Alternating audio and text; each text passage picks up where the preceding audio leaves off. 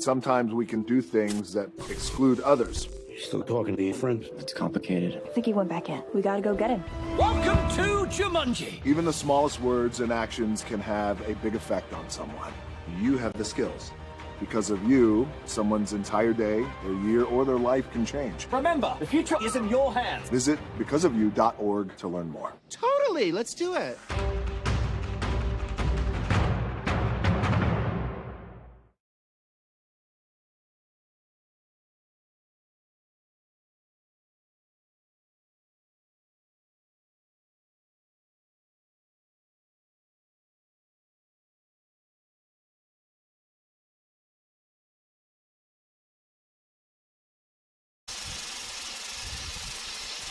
With that, we are underway.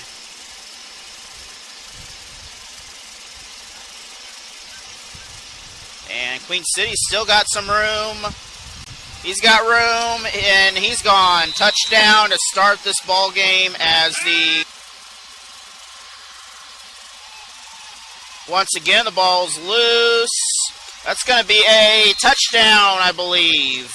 Easiness there we had to sort out, which...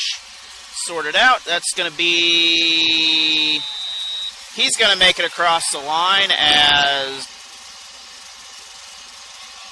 Another low snap. Queen City gets back, but he's able to run free. He might have enough, and he will sneak in the end zone as he was able to really guard who you're going after. That's going to be another touchdown for Queen City, and that's going to be a 1-yard interception for a touchdown. So it is just a regular kickoff. I'm not sure where the ball is. It was a short hop and another touchdown for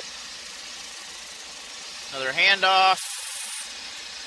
That's going to be a touchdown for Nicholas Burns area. And they'll get that, and they will add to the touchdown total. That's going to be a fumble and a safety play generally to give out plays as long as it's not going on actively.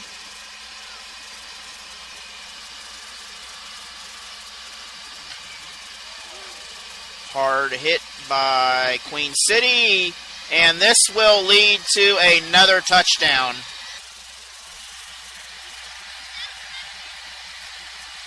So Queen City walks in for a touchdown.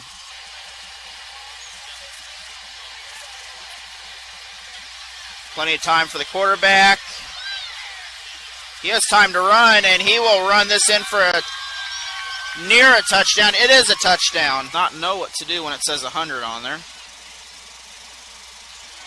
It's going to be loose, and that's going to be a safety. So Queen City with the snap. We got a flag thrown. And the touchdown is caught. However, we had a flag. Queen City handoff in the backfield. So 2 more points added. 110 points. Quarterback keeper, he's going. He's going to go, and touchdown, Queen City. Queen City sets up, handoff, ball's fumbled. Depends on who grabbed it. Quarterback keeper, he will run in, and the Rough Riders will score. Pressure by Blair. He's got room to run. Touchdown and a new scoring record. So we are very near the end of this ball game.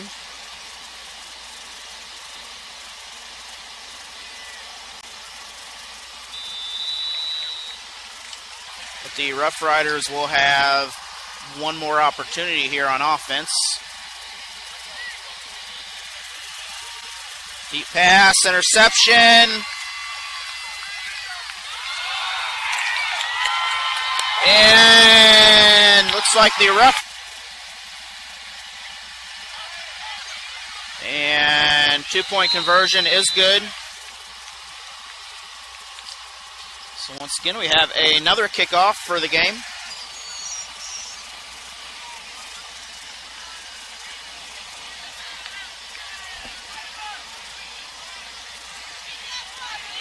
Queen City gets open.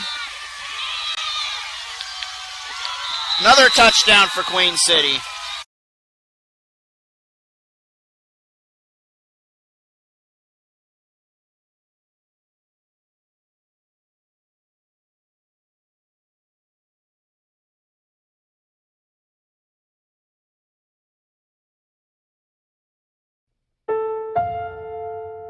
The odds of this daughter of a clergyman spending 11 weeks at #1 on the U.S. singles charts? 1 in 19 million. The odds of going on to win 6 Grammy Awards? 1 in 1.4 million. The first time I saw the Toni Braxton PSA about autism was when I was pregnant with Breslin. The odds of having a child diagnosed with autism? 1 in 88. I only saw it a few times, but every time I saw it, it just kind of, it impacted me. I was aware of autism, but I never thought that it could hit so close to home and affect so many families. I started noticing around probably 9 months that Breslin did things a little differently than the other babies in playgroup. I would try to engage him and, say, Breslin, look at mommy, and it was like I wasn't there. Breslin was in his own mind and nobody else was around. We probably Googled everything, hearing loss and just developmental delays, speech delays. The autism PSA actually kind of kept popping up in my head, but I don't think I wanted to hear that diagnosis. So I was looking for it to be anything else. At the end of the PSA, they say to look up the signs of autism. And when I finally did, it was like this moment where I felt the world crashing down on me. It described my son perfectly.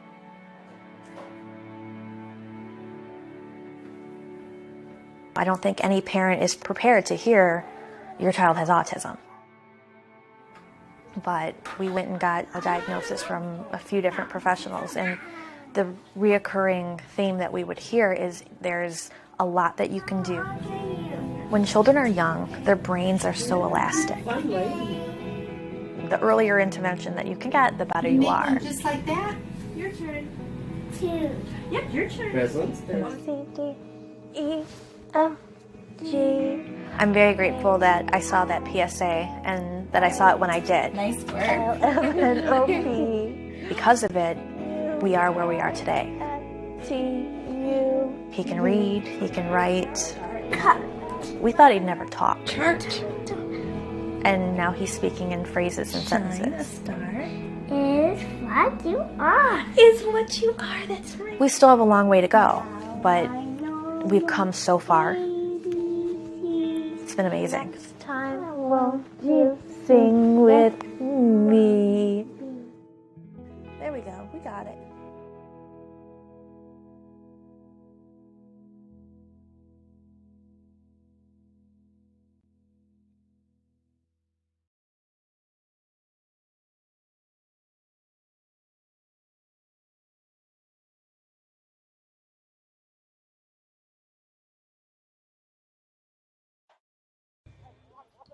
So 4th and 10 with Ledlove going for a pass. Gateway Bluejackets on the left. He will get a quick snap, and City will get a touchdown as very quick snap on the play. I didn't even back. And once again, please remember in these times, if you can, think of others and wear a mask if you're able to prevent the spread of not just the cold will be gone at the end of this season. Touchdown, Blue Jackets behind the defenders. We have lots of receivers, and they're probably going to throw the ball. Interception, Jackets, and he has no one with him right now. He's wide open, still going, end zone, and he should be touchdown, Jackets. Going for 2, we have a throwing handoff formation. Gateway's there, and that will remain area up.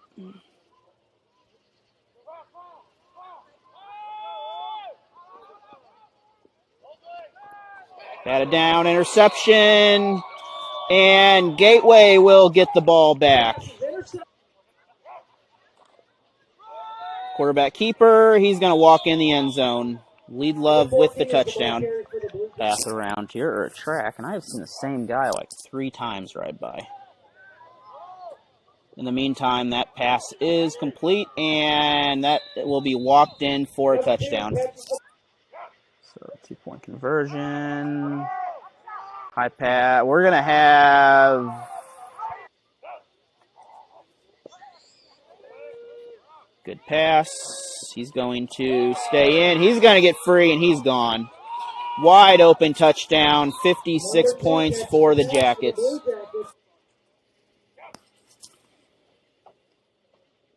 That's time to throw it. Easy toss, no one around, and 64 points for the Jackets. So thank you for watching, and thank you for supporting whatever team you support there. Ladies and gentlemen, that's the ball game. The final score is and have a great night. We have a 66-24 win, and we will see you next week.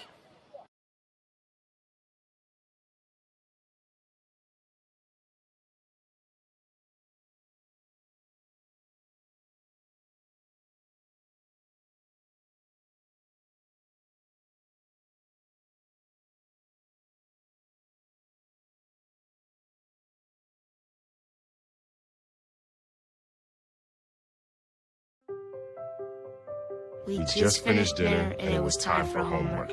He hates homework. It makes no sense. I don't know how he finds anything in his backpack. I can't find my backpack. I couldn't even read his handwriting. Holding the pencil makes my hand hurt. I know he's bright. Why is it so hard for me?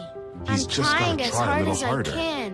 When you can see learning and attention issues from their side, you can be on their side. Go to understood.org, a free online resource with support and tools to help your child thrive.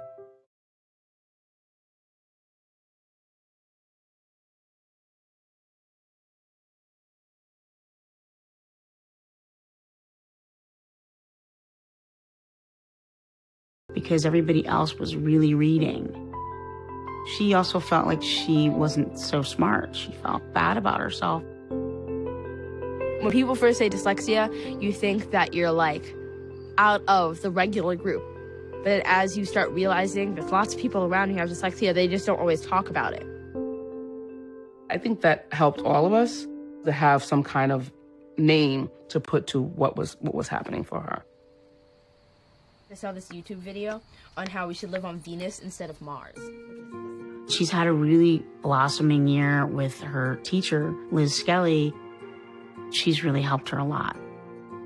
I'm actually freakishly scared of the ocean. People with dyslexia not only have specific weaknesses, but we're finding have really unique and interesting strengths. Her nickname was First Lady of Physics. Because they have this different way of problem solving and thinking that actually, as adults, can often make them highly successful. Majority of the women, most of the men got the credit for their work. Ella has made years of growth in a very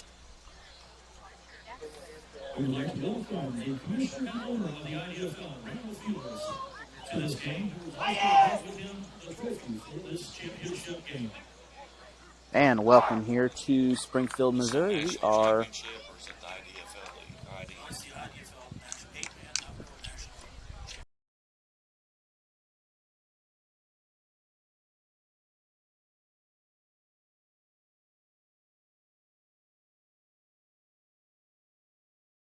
well, you're not on, but all right, we are back here in Springfield as we are having the pregame meeting between both teams. The Commissioner Randall Fields just gave the coin toss or pregame speech. Not quite sure what exactly is said back there, but both teams are doing the handshake as we are here for the IDFL 8-man championship game in Nixa, Missouri, just south of Springfield. And I am here with scoreboard guy Newcomb. He's had a busy weekend. He's had already one game so far. Had a game Friday night. Ned Reynolds and I called the Kickapoo West Plains High School football game, and then met with Dana Ford with Bears, Badges, and Kids earlier today at Reed Middle School. But pleased to be here. It's a gorgeous evening here at Cy Sports. Nice.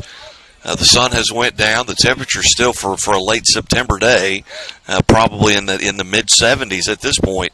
Not a bad breeze at all, which won't have any effect probably on this game, as this is the Impact Developmental League Outdoor National Championship. It's 79 degrees here in South Springfield, Missouri, Nixa, Missouri to be more exact, at Cy Sports. And the coin toss has occurred, and Granite City did win the coin toss, and they have deferred to the second half, so they will kick off to Queen City Asylum. Queen City Insane Asylum comes into this contest at 11-0.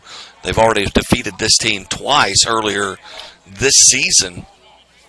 Scores of 70-12 in the first matchup and 62-37 in the next matchup. But a lot of additions to the roster here for the Gateway Bluejackets. Some have not even made it onto the roster in some cases. So Queen City will start on offense first here. We do not have a clock that we can see, so we'll be guessing as far as the time remaining here.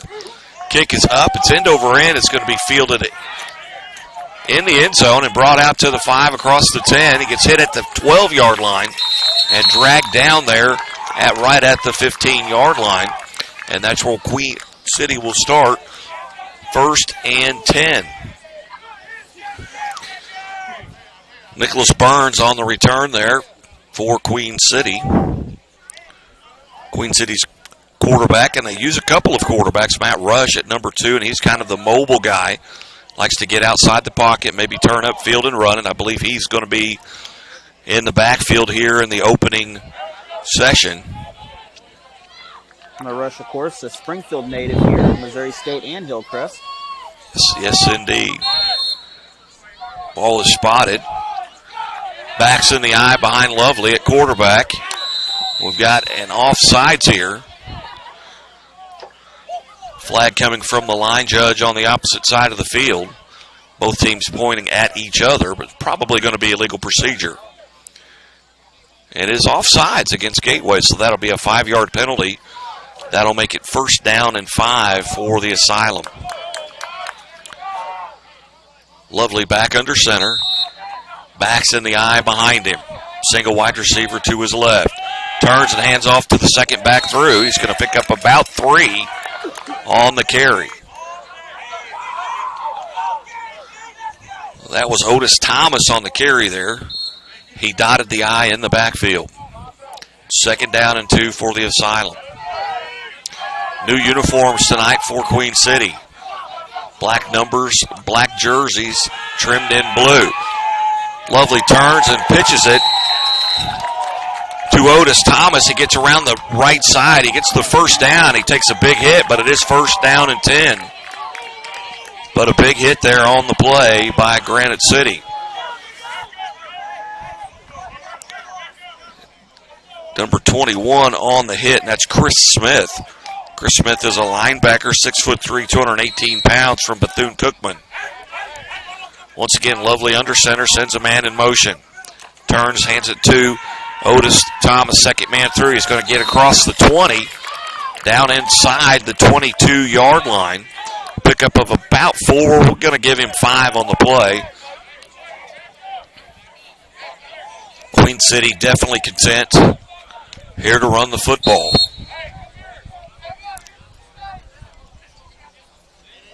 Queen City, as I mentioned, comes in at 11-0. This is the national championship for 8-man outdoor football.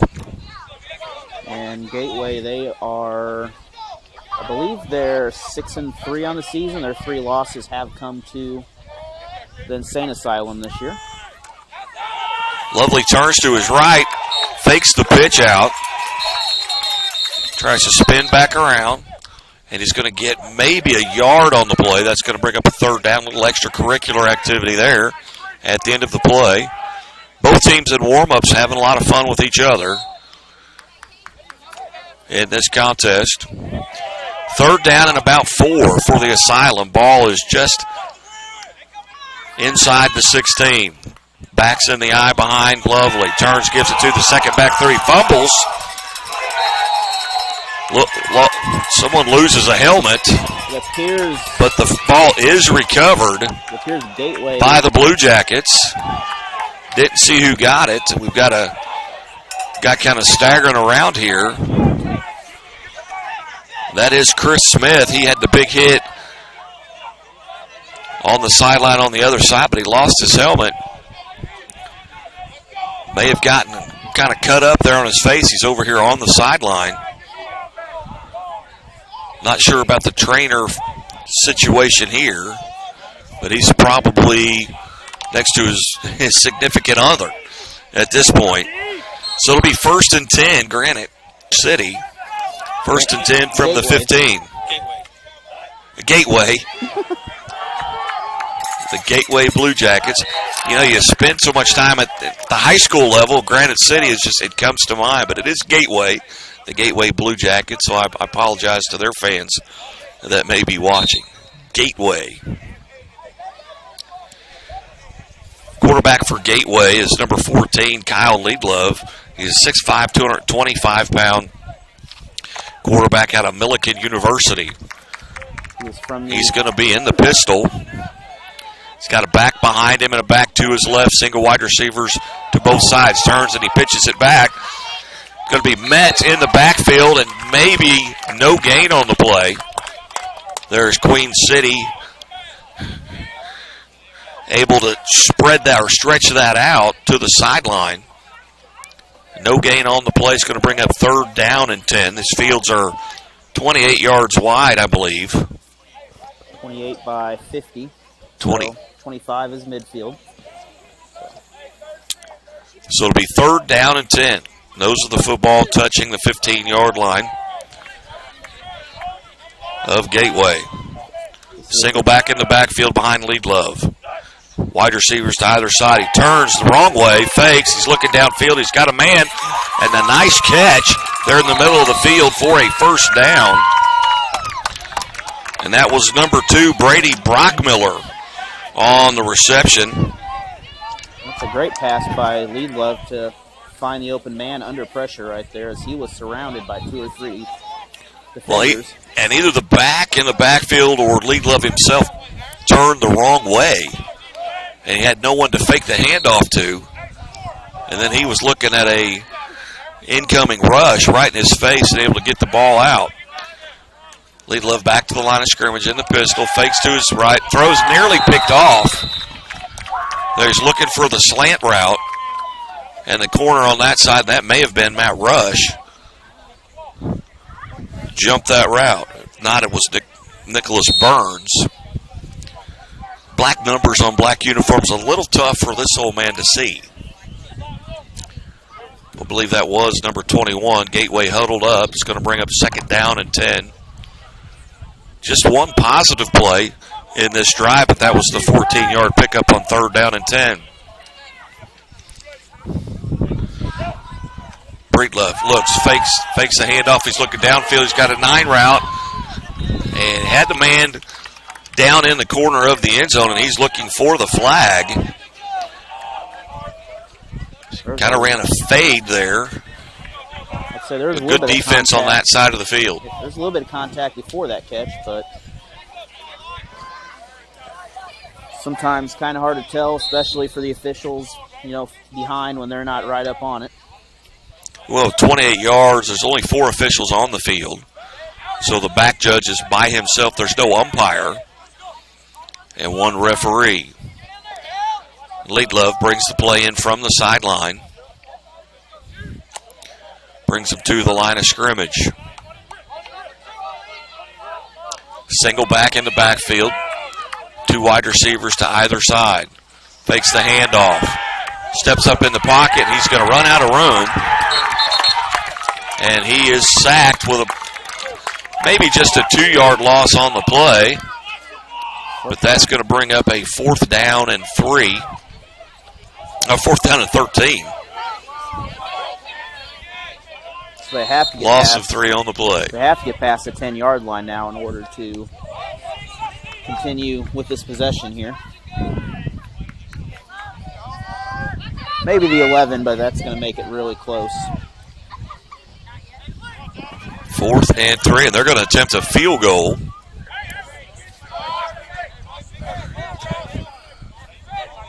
.45 yards. Breedlove is the holder. Snap is back. Snap is good. The kick is blocked. 53 there with the block on the kick, and that's Tyrell Harvery. Gets his big left arm in there and blocks that field goal attempt. So Queen City will take over in Gateway's territory. 1st and 10. Ball will be placed at the 25, so actually midfield. 1st and 10 for Gateway.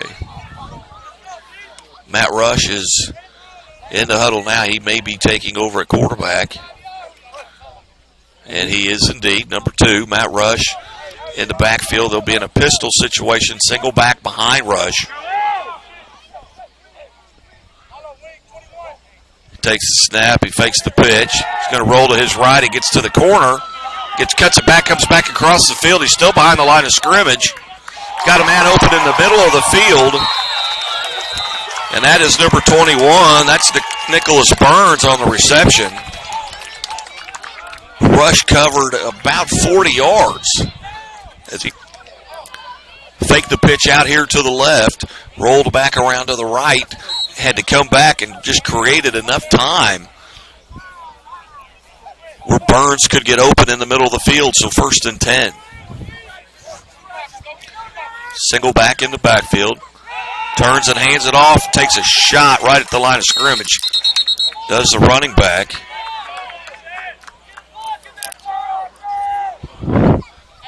Ball carrier, I didn't catch the number there.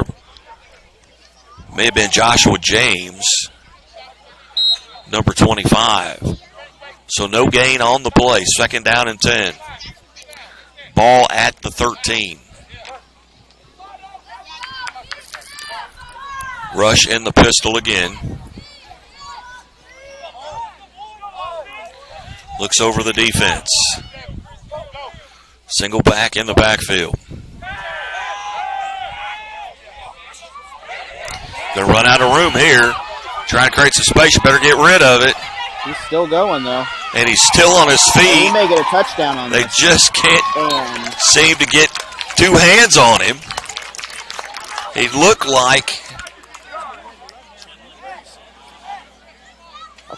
it was going to be a loss of maybe 20 yards on the play. I think he ran back 20 yards before he went forward again on that play. Rush heads over to the sideline, and he gets the play there. But just that ability to extend that play.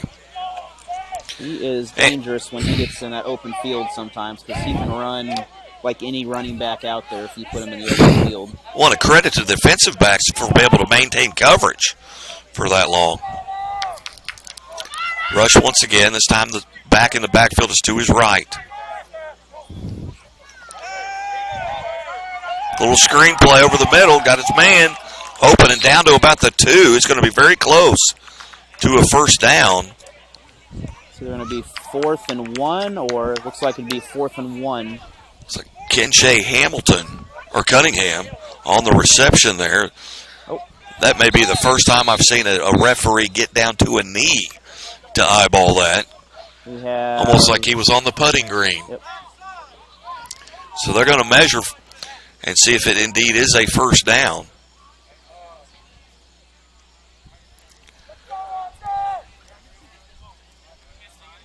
Both teams take an opportunity here to kind of catch their wind a little bit. No score in this contest. We are in the first quarter of this outdoor national championship game as they come out to measure. And it is indeed a first down by the nose of the football. So it'll be first and goal. Well, they're going to measure it again. And it's still first down. Let's say there was really no doubt on that first measurement. It was pretty well. So first and goal. There were 2 firsts on that play. First and goal. First time I've seen him measure it twice. Rush still in at quarterback.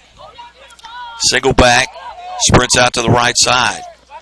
Rush in the backfield by himself. He's going to keep him himself. He's going to get into the end zone for a touchdown. So touchdown, Matt Rush over the left side. So that'll make it 6-0, Queen City Asylum.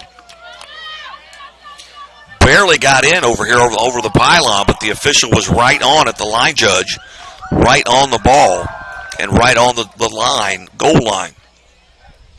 And he signaled immediately. I don't know that Rush's feet ever got into the end zone, but the ball crossed the plane.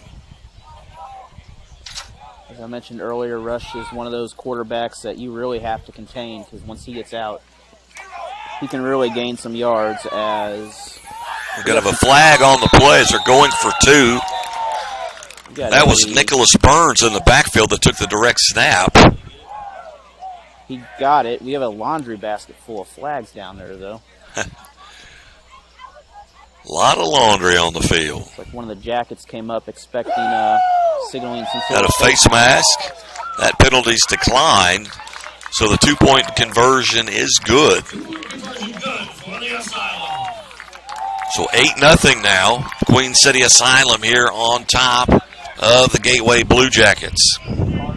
And looks like the Asylum are already lined up and ready to go on the other side, as something with these two teams, they line up in a hurry. There's not a lot of waiting around between plays. Officials right now trying to determine if the face mask penalty will be assessed on the kickoff. I'm sure that was the conversation. But since the penalty was actually declined, unable to do that. So Queen City now will be kicking off to the Blue Jackets. 2 Blue Jackets standing right at the end zone line. We've got officials making sure the right number of people are on the field. Approaches the football, end over end, and out of the end zone. Wait, it's going to return. Nope. He decides better and takes a knee in the end zone. So they will start at the 10, I believe. I believe it's the 15. Actually, it is the 15. I think it's the 15. Nope, it'll be the 10-yard line. I'm just watching where the yard markers go, and they're going to the 10. The officials, just turn around and look at the yard marker if you need to know where to set it. I don't think he has. Going from high school football to this, sometimes you got to. They're going to actually put it at the 5. So it'll be 1st and 10 from the 5 as Lead Love still on the sideline, quarterback for the Blue Jackets. He jogs in. Has to play. 8-0 here, Queen City Asylum.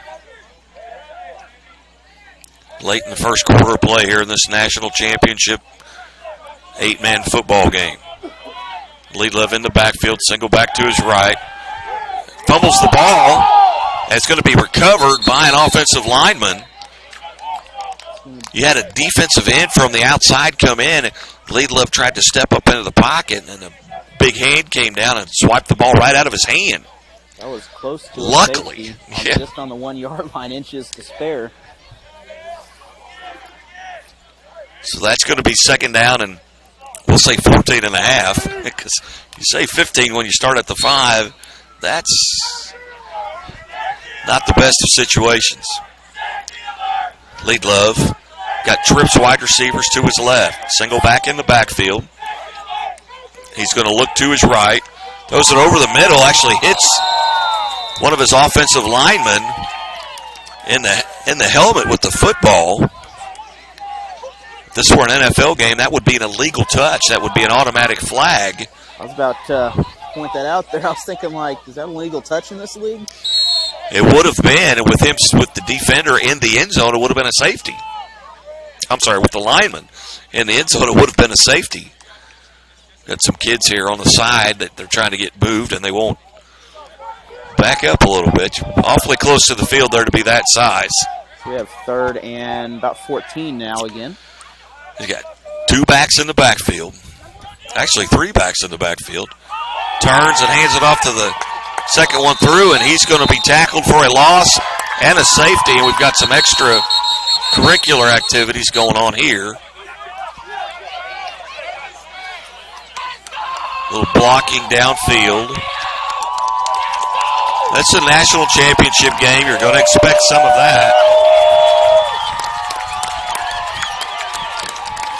And we're going to have a discussion on the field, so we're going to jump to PSA here as they're having their discussion, and we will be back in about a minute.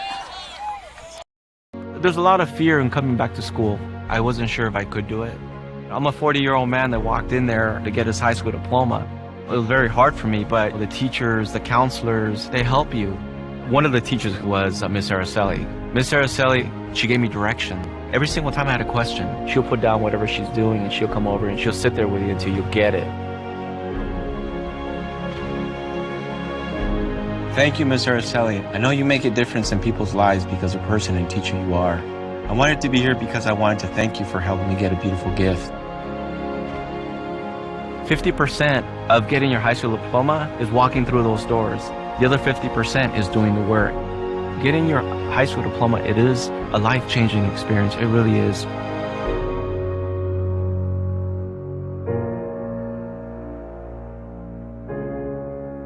Find free adult education classes near you at finishyourdiploma.org. And we are coming back. Everything has settled down here, and Gateway will kick it off to Queen City after the safety. So 10-0 after a few minutes of play. We don't have a clock here, but we should be midway through this quarter, I'm thinking right now. Time being kept on the field by the line judge.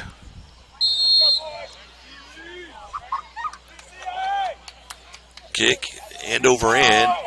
It's going to be fielded just inside the goal line. They're going to bring it out. Out across the 10, across the 15. Leaps over a man. That's Nicholas Burns. And he's going to get out near midfield, out to about the 27-yard line. We've got a lot of emotions going in this ball game today, as both these teams are really the third time knowing each other, and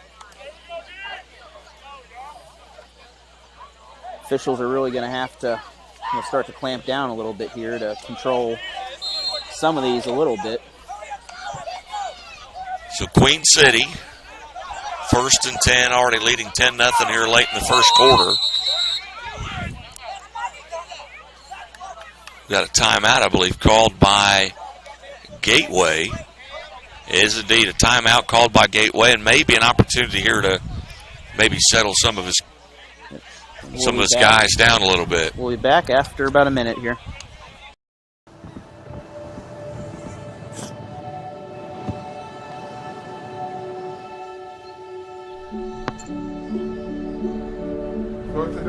I don't remember how it started.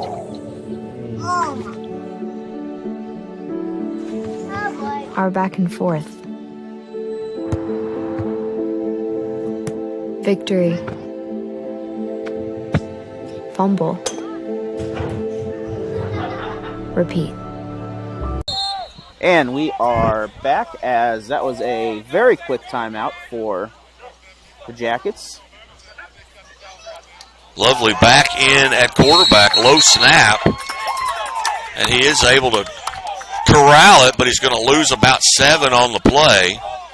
So low snap on the play, gets a good spot, maybe just a loss of 6. So it'll be 2nd down and 16. That was a good job on the defense to see that opening right there and just, take off and run at it. Well, one thing in 8-man football, you do not have a lot of time. Sends a man in motion. They're going to run to the right. Quarterback's going to keep it, and that wasn't Lovely or Rush. That may have been Nicholas Burns on the carry.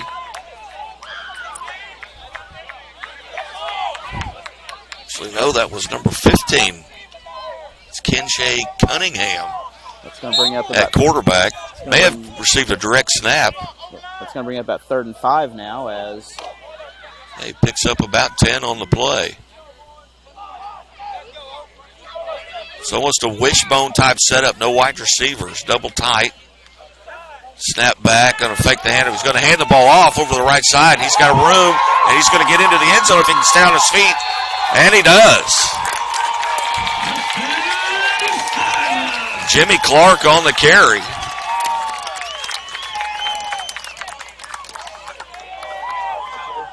And now as he got to the corner and turned it upfield, once he got his shoulder square to the end zone, put both hands on the football and got into the end zone and make sure he took care of that football. So now, just like that, it's 16-0. Queen City on top.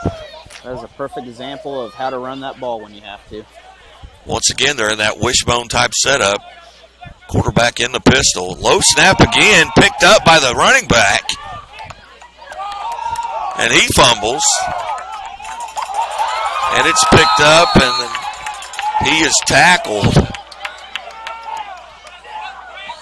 Not sure what would have happened on that play had he gotten into the end zone. I think that was still a live ball at that point there. Well, the referee was trying to get out of the way, so I'm assuming it was live. I didn't hear a whistle. I think Queen City was maybe upset that he was kind of tackled, but you play to the whistle. So 2-point conversion fails. Let's hear you fans. Let's hear you go. I know on a kick of an extra point that would be a dead ball, but I'm not sure about a 2-point conversion if that would be considered a dead ball or not.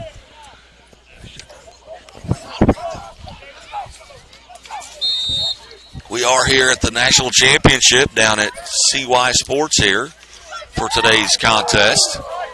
And the kickoff following the touchdown is going to be received halfway back in the end zone. He brings it out, gets to the 5, gets spun around. He's running backwards now. He's going to get out of bounds at about the 3. But that's a good risk to take. If you're going to nail it down in the end zone and you're going to get it at the 5, hey, run it out. And he's going to be knocked out of bounds at about right at the 5-yard line. So anyway, I'd like to take a minute and thank our sponsors for their continued support of our program, starting with our platinum level sponsor, the Drunken Monkey Bar and Grill, located at 1816 West Division here in Springfield, Missouri. Go over and see the owners, Brian and Heather Smith, for some great food and drinks and even better people. And we'll cover some more of the sponsors here as we go out throughout the game. Loveday with the little screen pass out to his left. And that was, I believe, number 1 on the reception there. And he's going to pick up some considerable yardage. That's Kevin Short on the reception there, 6'2", 185-pound receiver who played in the NFL with the New York Jets. So Loveday back to the line of scrimmage. Ball's just shy of midfield. He turns, throws it to his right on a little screen as well. And that is number 2 on the carry there. And he's going to pick up about 4 yards before he's pushed out of bounds. And number 2 And I had it a minute ago, and I apologize. These are not in alphabetical order.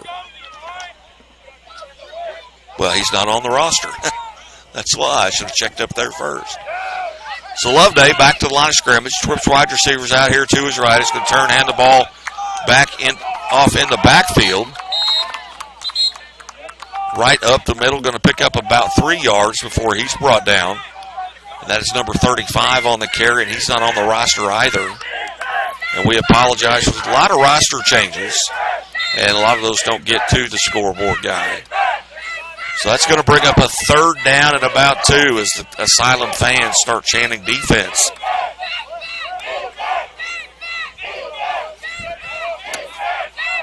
Third down and 2. Snap back to Loveday. Pass out to the right. He's got his man open again, and that's, once again, that's number 1 on the reception. And he's going to have enough for the first down. That's going to set them up in a good situation as they're going to have a 1st and 10 with a short 1st and goal after that. So that'll give them 2 opportunities or 8 plays if they need it. That is Kevin Short again on that reception. Played for the New York Jets in the NFL. Right here at CY Sports in Nixon, Missouri. Loveday in the pistol, turns to his right. Had a little misread there. Little misread there by the wide receiver. Maybe lack of communication. Just tried to throw a little bubble screen out here to the right.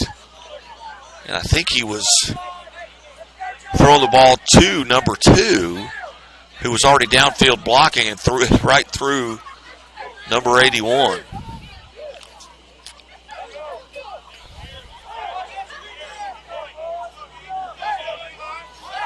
Got Short in the backfield, way in the backfield. He goes in motion. Snap, Loveday looking downfield, looking in the middle to the outside. We've got all kinds of contact over there with Short. 2 defenders on the play, 2 wide receivers. And anytime you've got 2 wide receivers in that same area, it makes them a little bit easier to cover. We'll get some laundry back there. It looks like it's going to be defensive pass interference. We await the referee's call. So that will be first and goal if it is pass interference. It is pass interference on Queen City.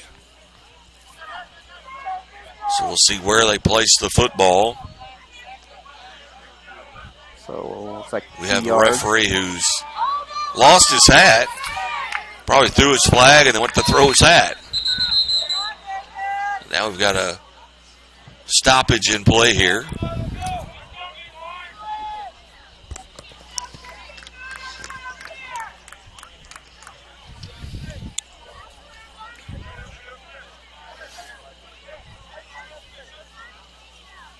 They attempt to adjudicate, and referee here starts the play clock. Side judge has the game clock. We're late in the first quarter here. Maybe offsides. Turns and hands the ball back off in the backfield. And a loss of about 10. At least 8 on the play. Is going to take the ball out. Looks like they give it to him. Where are they going to spot this? And I believe this is probably the end of the first quarter. And they give it to him at the 7-yard line or so, it looks like.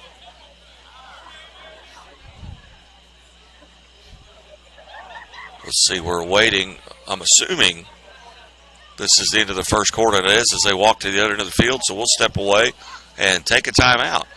You're watching the 8-man outdoor national championship here on YouTube television. Back after this. There's a lot of fear in coming back to school. I wasn't sure if I could do it. I'm a 40-year-old man that walked in there to get his high school diploma. It was very hard for me, but the teachers, the counselors, they help you. One of the teachers was Miss Araceli. Miss Araceli, she gave me direction. Every single time I had a question, she'll put down whatever she's doing and she'll come over and she'll sit there with you until you get it. Thank you, Mr. Arcelli. I know you make a difference in people's lives because of the person and teacher you are.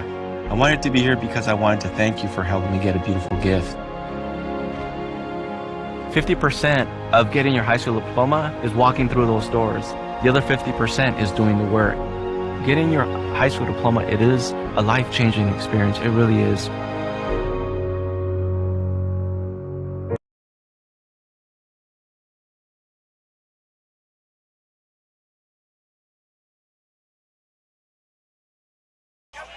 And we are back to start the second quarter as Queen City leads 16-0.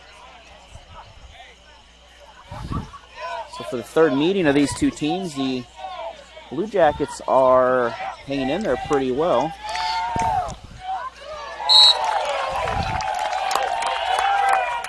Just a lateral there by Loveday as he tries to get it out to shorten some space, and he had no space. It's going to be no gain on the play, so third down and goal. Ball will be about the 8-yard line. I would imagine this would probably be a pass here, being 8 yards. They'd have to have a wide open lane for something like this to get a run in. This being 28 yards wide, I believe this is not a lot of room to run sideways. Ball once again tipped at the line of scrimmage by a defensive lineman, nearly intercepted after the tip. Lead Love looking to his right there. Short is on this side of the field. Wide receiver number 1, maybe being used similar to a decoy. Everywhere Short goes on the field, he's in press coverage, but usually it's a man over. Got man-to-man coverage up front, trying to make contact with them at the line of scrimmage, and then that defender's got help over the top. Once again, he comes to the left side here to Short. Loveday in the backfield, single back to his right.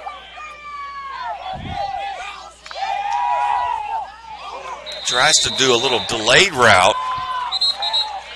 He's claiming he got held.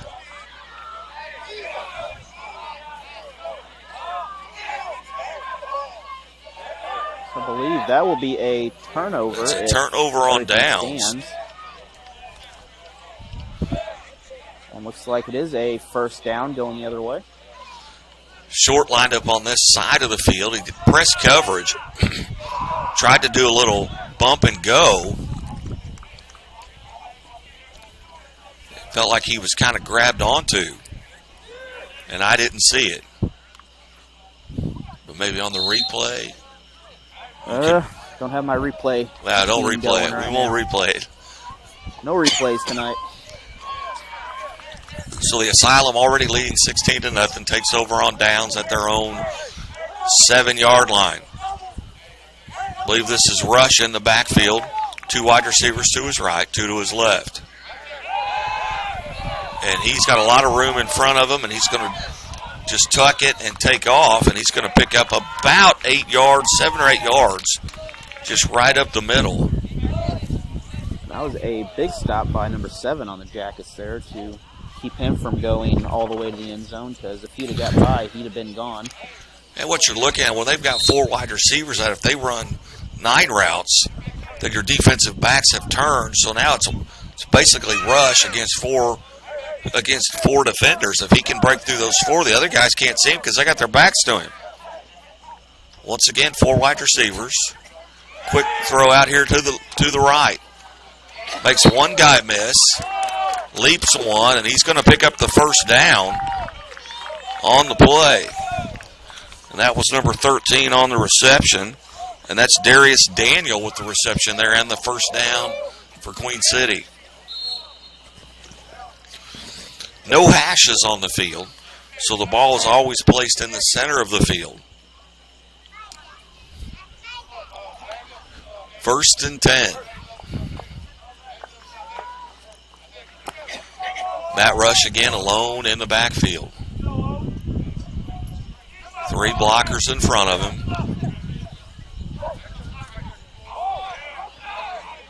Throws a 9 route. He's got a man down there. And did he catch it? He did. Well thrown football. Comes right down into the breadbasket of the wide receiver. In the end zone for a touchdown. That was an impressive catch. I mean, just to get up there with that coverage he had.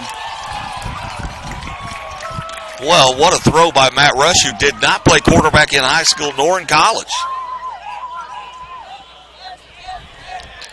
So just like that, it's 22-0. Now, being a running threat as quarterback, you can come out and you could throw the ball too. You are a 1-2 punch, hard to stop sometimes.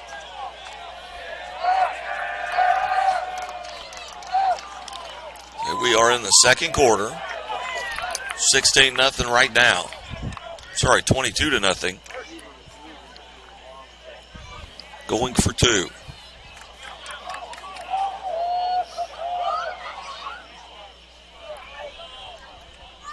Had 1 successful 2-point conversion, 1 safety, 2 touchdowns.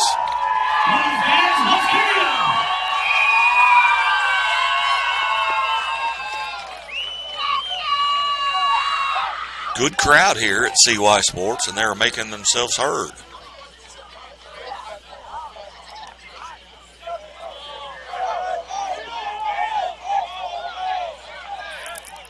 Long conversation between the Blue Jackets coach and the referee, but we are ready now to attempt the 2-point conversion. Nicholas Burns in the backfield. He fakes the handoff, throws it in the end zone, and a touchdown. So that'll make it 24-0 here in the second quarter. 24-0. And a well-designed play. Didn't come out of his hand real well, but who cares what it looks like? Nobody's painting a picture as long as it gets the job done.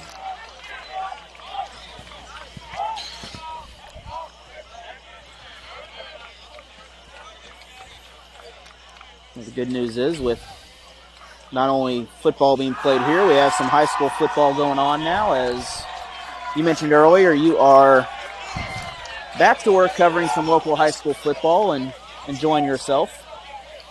Yeah, you just never know what the schedule's going to be like. Sometimes it changes on Thursday, sometimes it changes on Friday. Well, I was supposed to go to a game Friday, and I found out 2 hours before the game it was canceled, and I went to another game. So it changes literally hourly sometimes. Queen City kicking off. Short kick, going to be fielded up at the 10. Out across the 20. He's got a little bit of running room. He's going to get near midfield, which is the 25-yard line.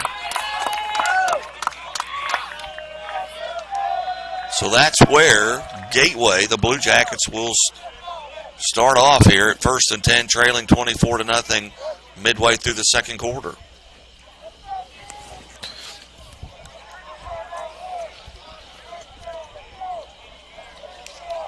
This is the final game of the IDFL. This is the outdoor national championship contest between two teams who have met 2 times previously this season. Now, these teams normally meet in the springtime, but due to COVID, it stopped everything as soon as they started. So Lead Love takes the snap, drops straight back, got man over the middle, and through his hands. And you can tell looking at Lead Love, he's 6'5", 225. He has played some quarterback probably at the collegiate level. Millikan University was probably the quarterback there. He was a starter at, I believe, Belleville East, over in the Metro East area. Yeah. Or Belleville West. Well, he stands and holds the football like a quarterback. And a couple of cases here tonight, maybe just a little too hot for the receivers to catch. That one was a little bit too low. Kicked up. Oh, I tell you what. Half the guys on the field had an opportunity to catch that. Let's say there was at least 3 or 4 people touch that ball in that process right there. Deflected at the line of scrimmage. Then it appeared that a Blue Jacket was going to come down with it. and it went off of his hands and then off of a player's foot up into the air, and just no one able to come down and reel it in. So that brings up 3rd down for Gateway. Low snap.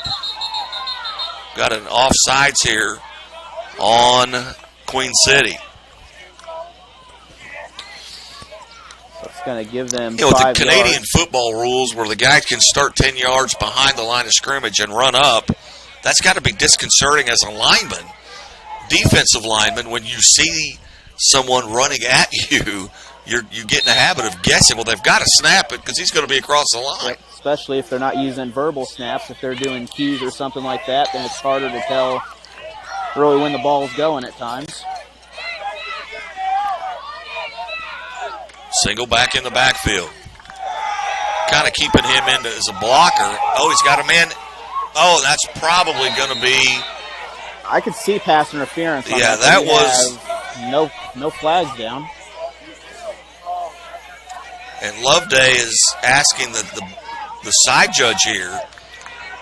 The back judge did not have a good view of it because it was on the other side of the offensive player.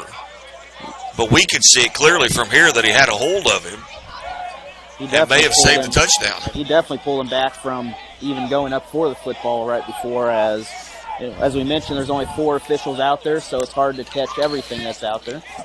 Yeah, it wasn't intentional. Oh no, it was. You've got a side judge on this side of the field who's watching the middle of the field because there's no umpire. So he's watching the middle of the field. The back judge has got pass interference downfield. He was just in a situation where he couldn't see it. He was shielded. So 4th and 5. Loveday's going to tuck it and run, and he's going to get the first. He should have a first down. Now we've got a late flag coming in. Maybe a late hit. Looks like he got the ball across the sticks, though, down there. Yeah, it's we don't have the best angle, but Stormy Davis, general manager for Queen City, probably has a better angle, and I feel like he crossed the line, first down line. So he did get the line to gain, but now we've got a personal foul charged to Gateway. So this should be a first down, but they're going to lose 15 yards because of the personal foul. That was a dead ball foul, so the first down will be granted. That will make it 1st and 15. Should be 1st and 25 now. 25. So we'll see where they spot the football. Should be back here at Gateway's 20. No, the 10 on the other side, I believe. Nope. Nope. You're right, the 20. It's a spot foul and just a 10-yard penalty. So it'll be 1st and 10 from the 24-yard line. So Gateway in the Asylum territory. Snap to the right, fumbled, and it's picked up. Looked like Loveday was going to get on top of it, but he missed it, and it was knocked free from him, and Queen City's going to recover. They're going to get great field position as they are on their side of the other side of the field, so they're going to have 20-some yards and chance to extend to this. They are in Blue Jacket territory.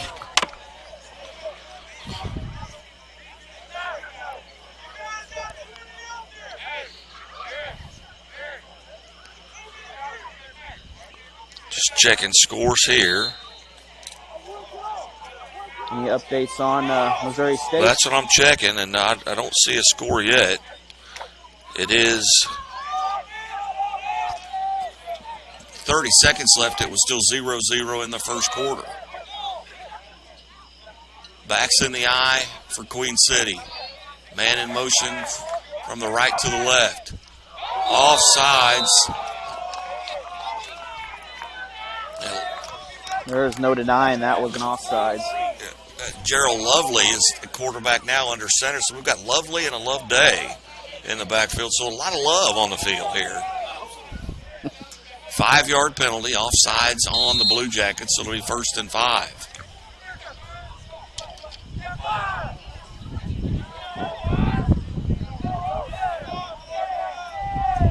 gorgeous evening here at CY. Backs in the eye behind Lovely. Turns and hands it to the second back through. And he's going to go over to the right side. He's going to get across the 15 down to about the 10. And that'll be enough for an Asylum first down. We've got a couple people kind of getting up a little bit, shaking on that one, as there were some big blocks going on there, that little pack. You know, though there's only 16 men on the field, there are 16 large men, and it's a small field. It was definitely a very small field. It's like playing wiffle ball in the bathtub. Turns, hands it to the first back through. Flag comes in from the side judge. So this play may or may not count, but they didn't blow it dead. So we'll see what the referee signal is here, but that's enough. It's going to be second and first down and goal, I believe, or second down. It's going to be second and goal. They gained about 5 on that, or close to 5 if it counts, but we'll see. Well, they gained about 3 or 4. Give him 4, so and no they're going to wave the flag off. So the play counts, so it'll be second down and goal from the 6.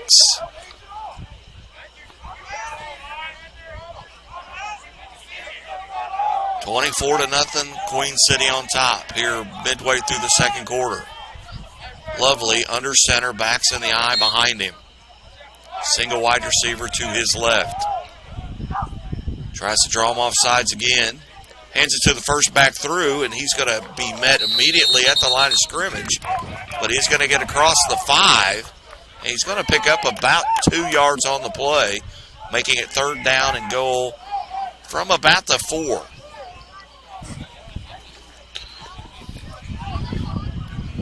Hey, if you're anywhere close, you got to get out here. It is gorgeous, and the olfactory senses.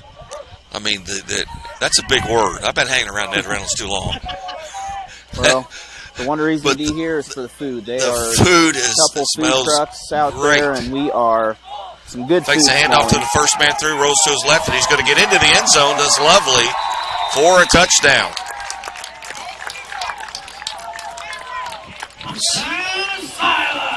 That's going to make it 30-0 here.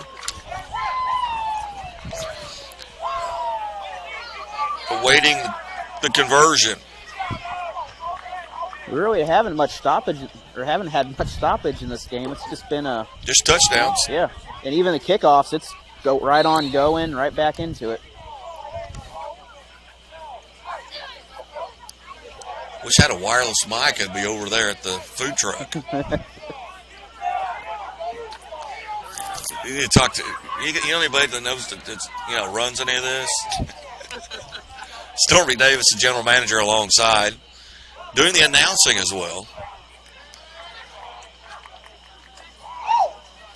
Direct snap to the lead back, and he's going to get into the end zone.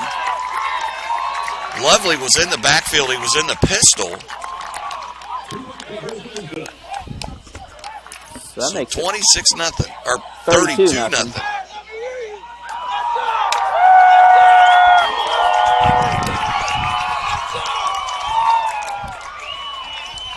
So Mamba Juan Tacos is one of the food trucks over there, and they make some excellent food over there. I might have to try that out at halftime when you're running some of your PSAs.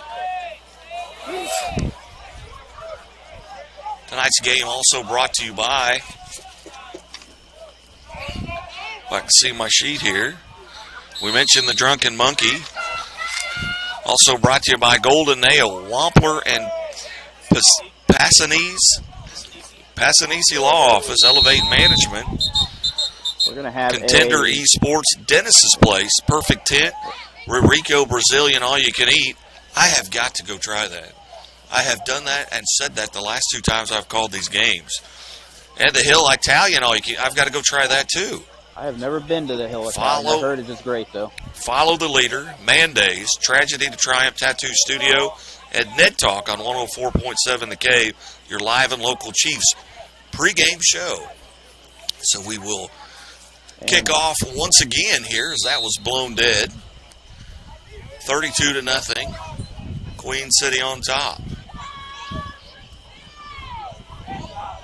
Return man standing at their own 5. Kickoff again is going to be. Well, he was down, I believe, so we got a late flag after it. No, but he was down after the contact, but excellent run for him to get good field position on there. Make their way into Queen City.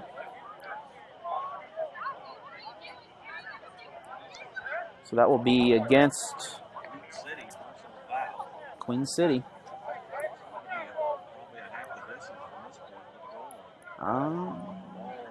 So I'd give him at the 5-yard line if it's 15 yards here, or close to the 5. Maybe the 9 or so. Depends on where they spot everything at.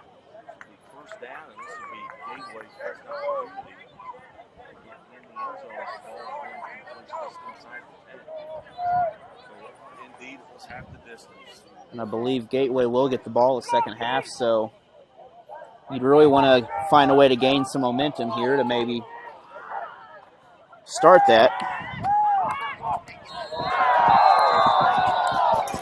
And we got a flag down though.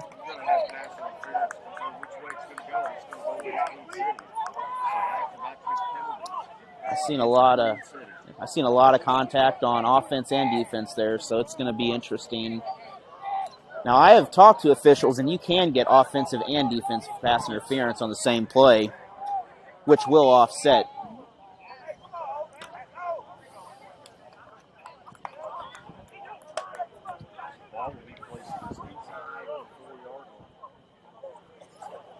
Go defense!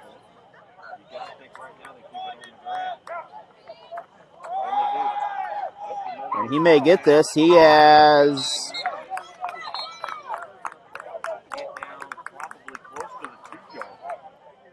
He had a good run there. He had just a couple defenders to get by as they were able to grab the legs and pull him down.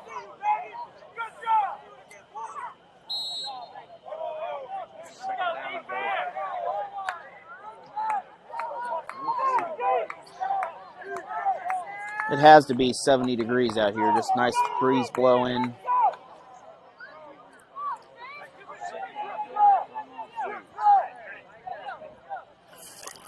Uh-oh.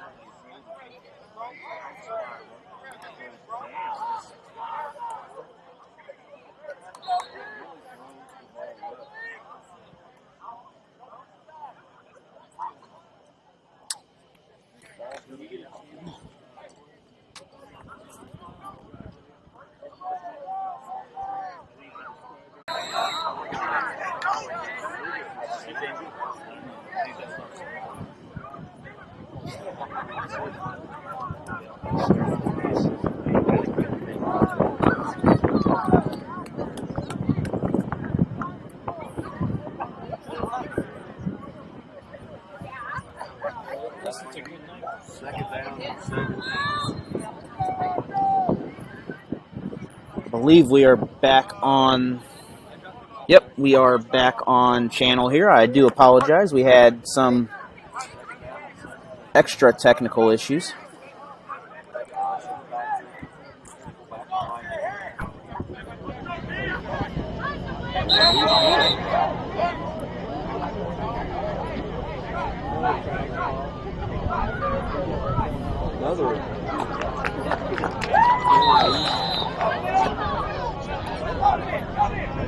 We must be having the same issues we're having with the internet.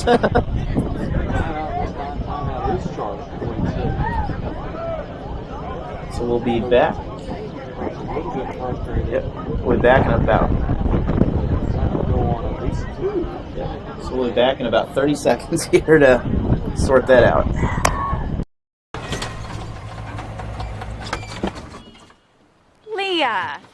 you put a new dent in that? This one? No. Were you texting and driving again? Yes. Hi, Leah. Hi, Dad. Sorry about your bumper.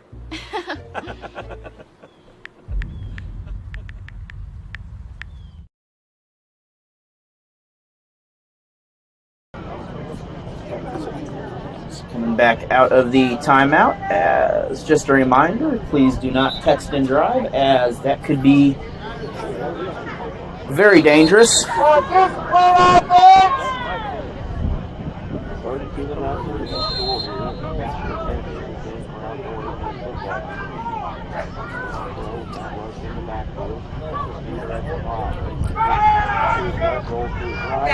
Get that.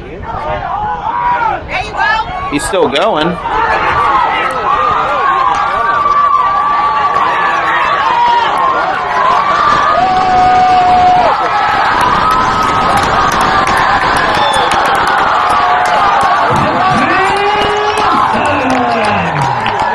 just went end zone to end zone on that play.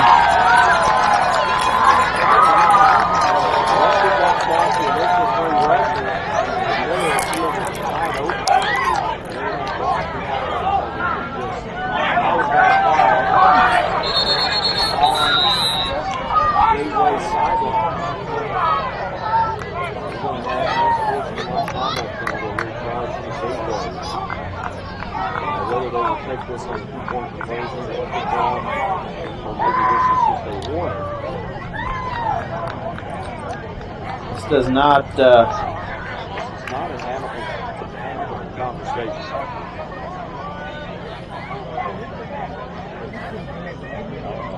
So we're going to take a 1-minute break. We'll be back after this PSA.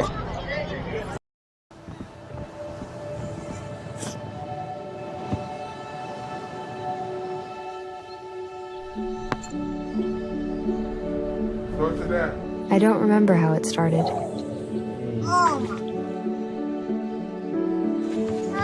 Our back and forth.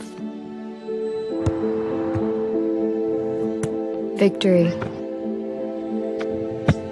Fumble. Repeat. It always came back. Dad! Okay, here we go, throw it! Yeah. You probably don't remember what you told me, That was perfect. but I heard every word.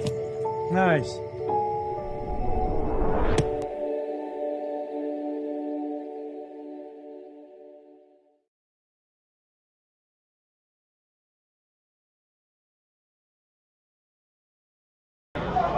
So it looks like the conversation is over, and that will result in a unsportsmanlike against the Jackets. I'm not sure how that will be applied in this situation here, as it is the extra point. It may be applied to the kickoff.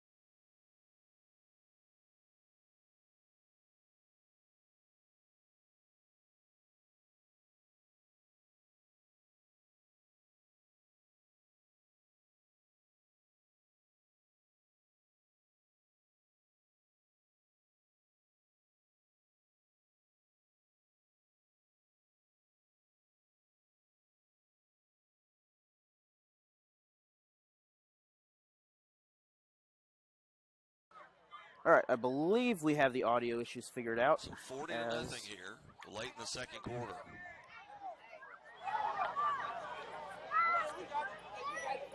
We do. I apologize. Guy, you were having some audio issues a minute ago there. Getting more and more frustrated here. Hopefully cooler heads prevail.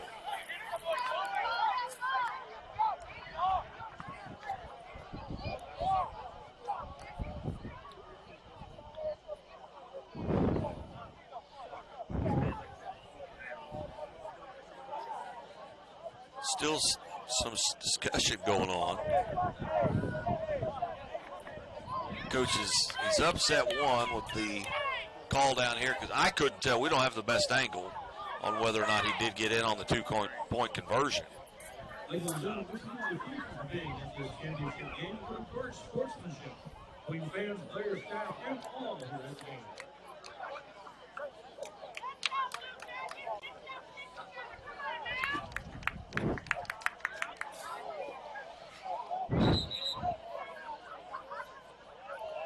Well, somebody blew a whistle, but it's not the referee because he's still talking.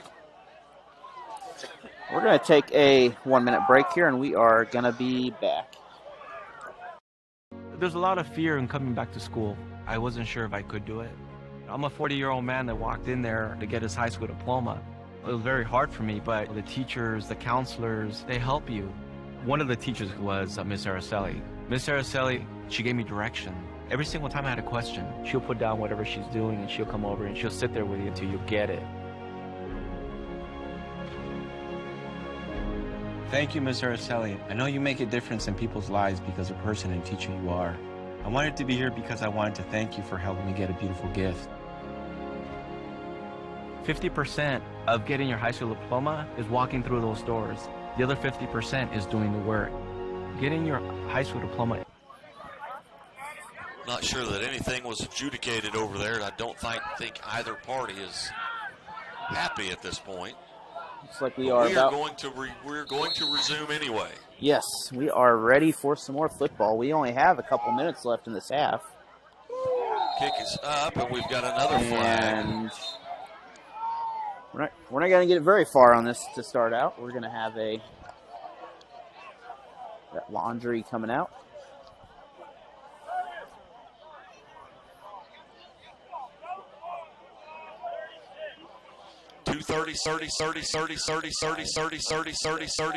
Yep.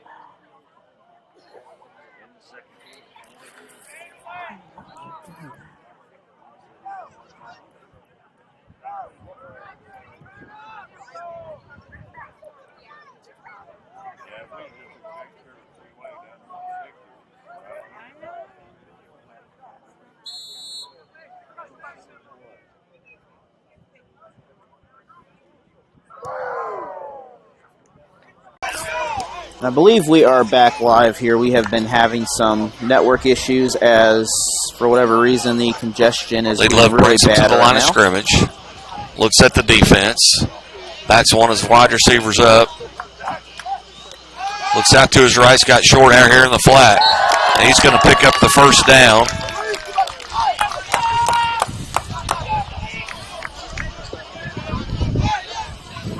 So with around nearing midfield. With around 2 minutes to go, the Jackets have a little bit of a roll. We have timeout Gateway. So we got timeout Gateway here as they stop the clock under 2 minutes to play here in the second quarter. That's our final timeout. We'll be back after this 30-second PSA.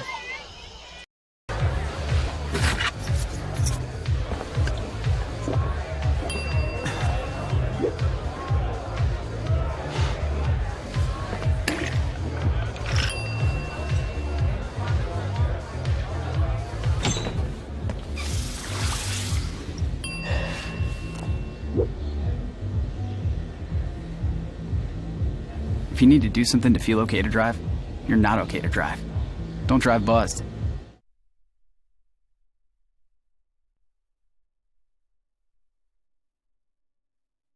Got something similar. I've got a portable tower, but I can't. I don't think I can. It's Jock's. It's not mine. I don't have any idea. I don't. I mean, they just, yeah.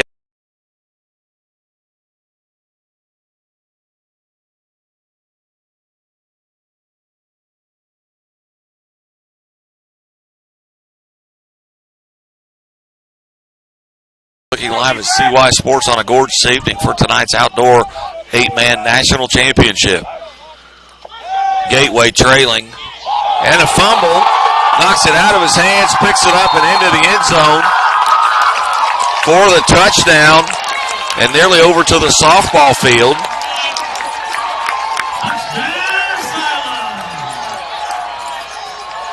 Loveday just trying to step up into the pocket. Ball got slapped out of his hand and bounced right back up into the defender's hand. And he went about 18 yards for the touchdown. So 46-0 now as we approach the end of the first half of play.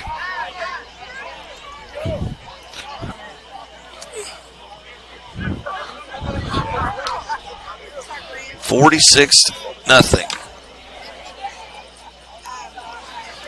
Asylum team has been pretty dominant all season long. I think their closest game was 30 points in St. Louis, the last prior to this played team, them. prior to Gateway. They had a good showing in Aurora when they played the Monarchs down there. That was around a 40-point game as they played a very tough team, the winner of their league. Lovely under center. Turns and hands to the second back through, and he's going to get into the end zone. So with under 2 minutes to play here in half number one, it is 48-0.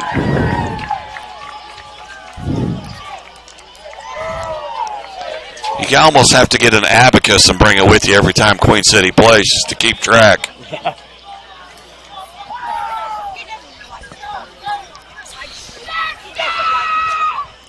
This is the highest attended game I've seen this year here at CY Sports Complex.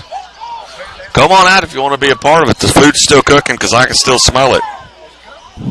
We still have a half to go in this ball game.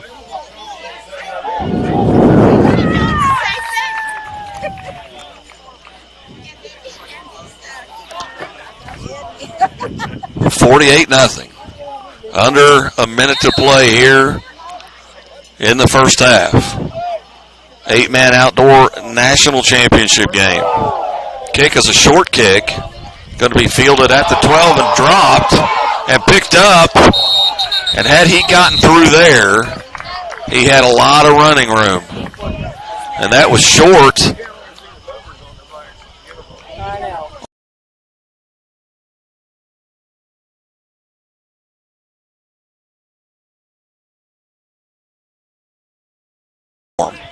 That Kevin Short is wearing.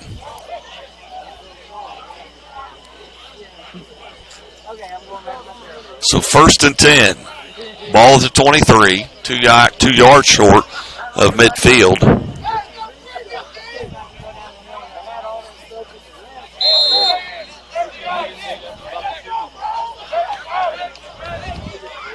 Probably take a couple of shots at the end zone here depending on the clock.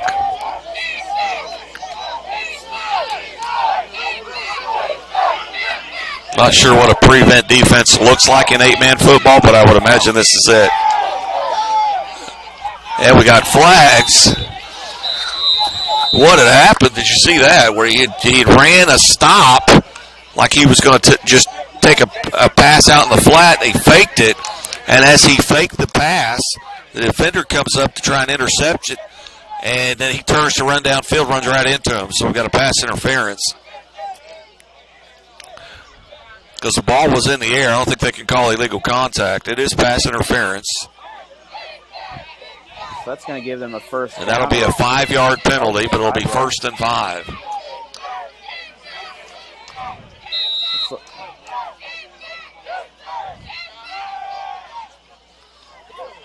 Not sure.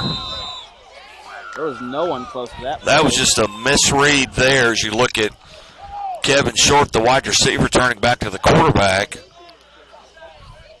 A lot of times you've got audibles that are hand signals. from the quarterback, whether it's top, touching the top of his head or grabbing a face mask or sticking his arms out like Short was indicating there. Well, that'll determine what the route is. So there was some confusion there, I think, on an audible.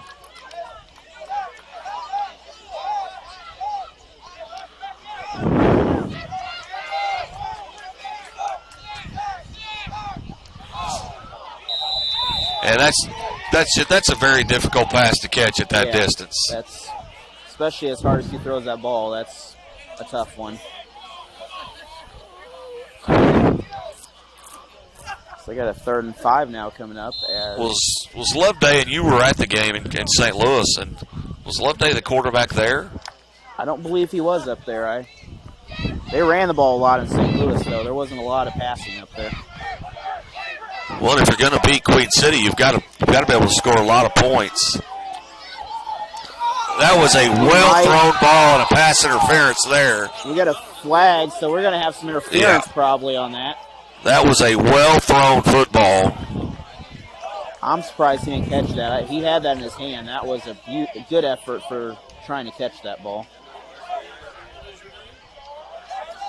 Pass interference in the end zone. The ball will be placed at the 2.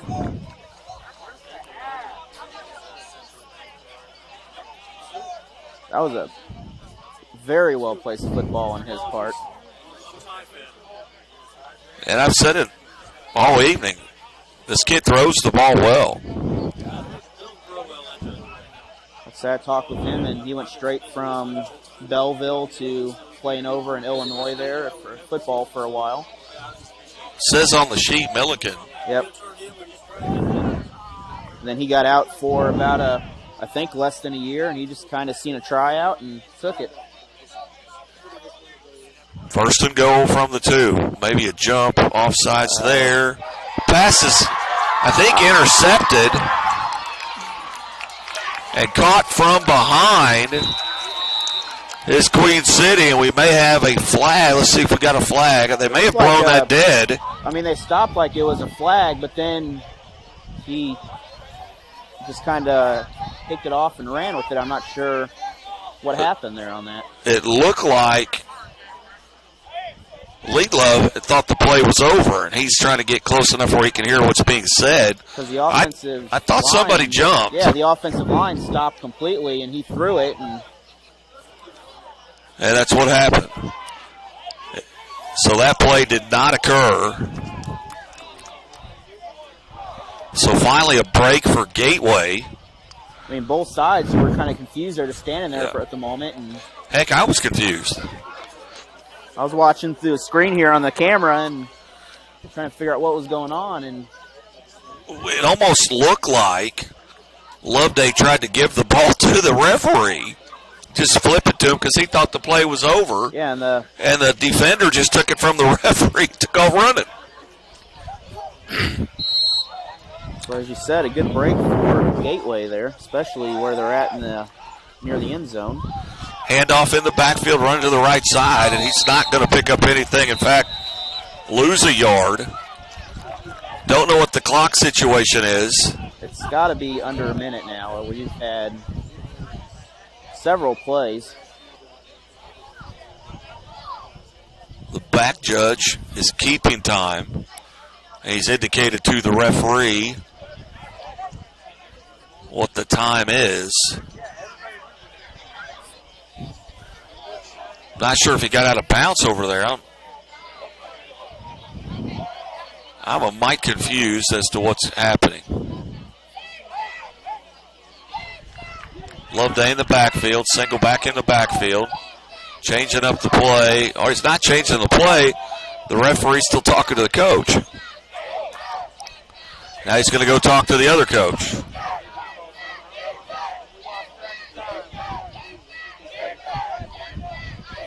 We seem to kind of have a lot of confusion going on right now. We got a huddle here in the field, a huddle with each coach.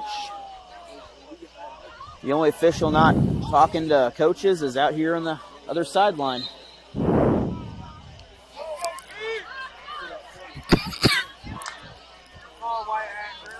So we will resume. We're not quite sure what the time is. We did not wind the clock, just started the play clock.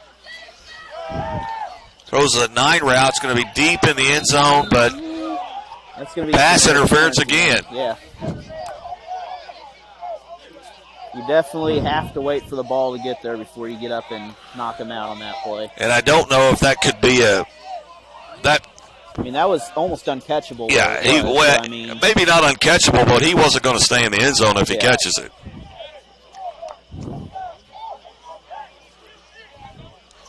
Now we've got another conference. We got to break up as you've got Queen City Asylum players getting into it with the coach for Gateway. Or I'm assuming that's a coach. He's got a uniform on, pants on anyway.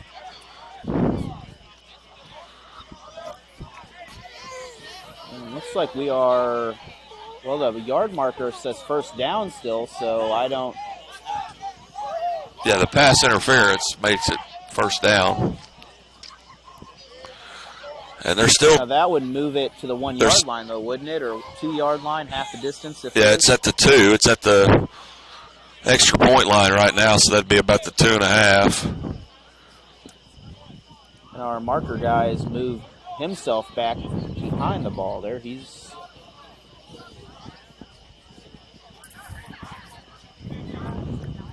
So we do have a 48-0 lead still in this game. And all right, looks like we're first and goal from the 1. New quarterback in the backfield. He's going to crawl up under center. Going to take it and try and just run it in.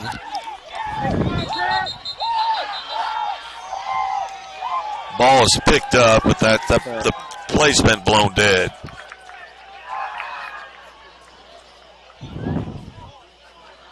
That evidently was the last play. Both teams are leaving the field, so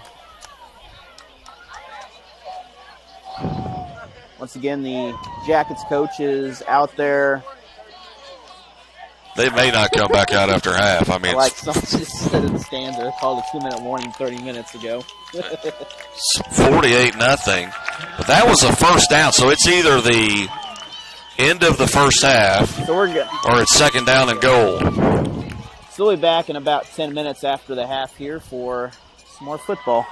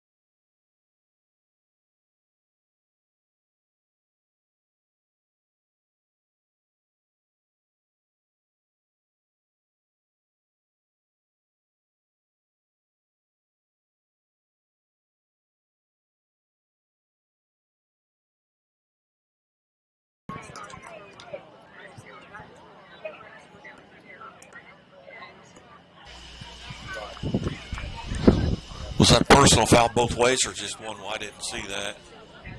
So personal foul charge to Queen City.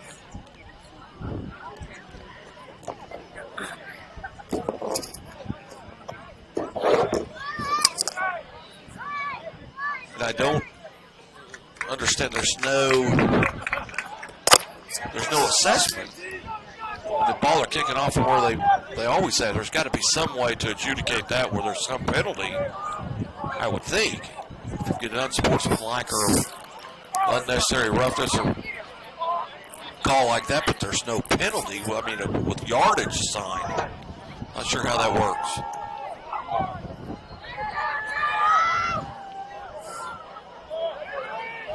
So Queen City to kick off. And it is 54-0 here early in the third quarter. Squib kick going to be taken up to 15, across the 20, out to right about the 25-yard line. Now we've got another flag.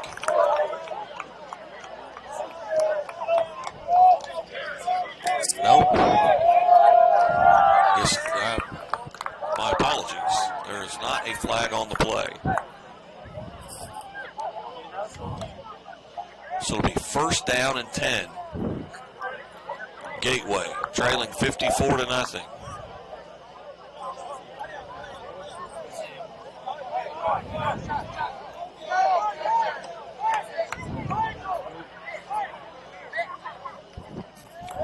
Looks like the referee's trying to push these teams further apart. But there was a flag. So that was against. Marked off an additional 10 yards, but I did not see what the call was. I thought I saw a flag come flying in. Evidently it was on Queen City.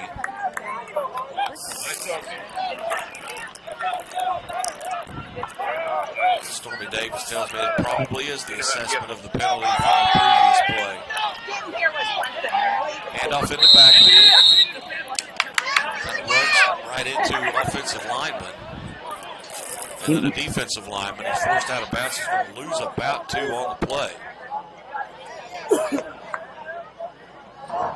Just really tough to run the ball outside because there's no width to the field at 28 yards wide. You've got to turn up field in a hurry. It is almost impossible to run a sweep play with this field right here. And there's no hashes, so the ball's always in the middle of the field. And you got three big linemen right there waiting for you up the middle most of the time. So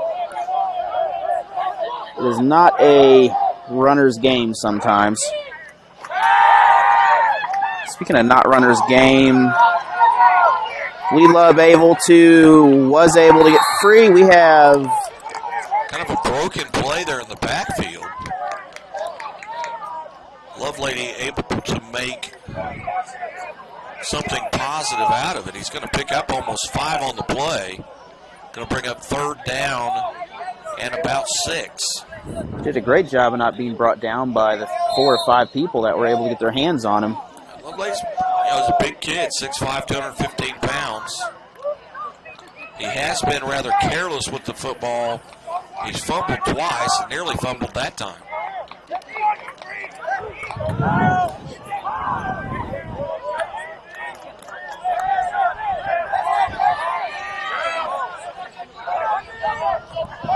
Drops straight back, looks, got short on the sideline. He makes one guy miss, and he's going to be close to a first down. Looks like he may have it on third down and about 6. He's going to get down to the 10-yard line, and that'll be a first down. So having some success. It's like first and goal. Now it's first and goal.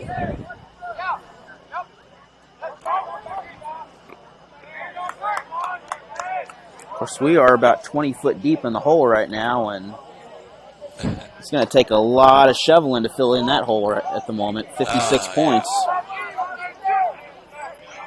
It's tough to work your way out of this.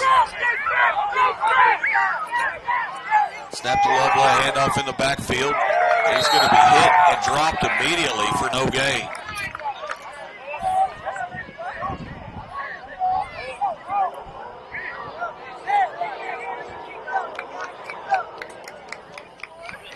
I believe, is it tomorrow or Monday, the big Chiefs-Ravens game there? That is Monday night. That is the really hot game of the week for, what, 2 undefeated teams right now? This could determine Monday night who the 1 seed is in the AFC. Snap back. He's going to throw a 9 route. He's got a guy there. Got to get those kids. They're going to get run over. And they are standing literally right on that line right there. Yeah, that was nearly...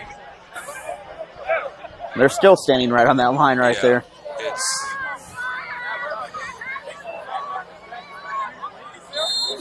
They've moved back a little bit now. So that's going to make it 3rd down and goal from about the 6. Trailing 54-0 here in this 8-man national championship game. Snap back to Lovelady, gives it to the second man through. He's going to get across the 5 and down near the goal line. He's going to be dropped at about the 1, maybe the 2-yard line. It's going to be 4th down. So 4th and goal.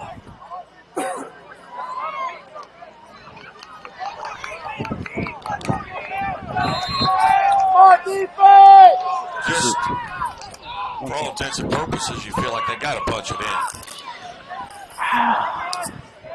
They're probably...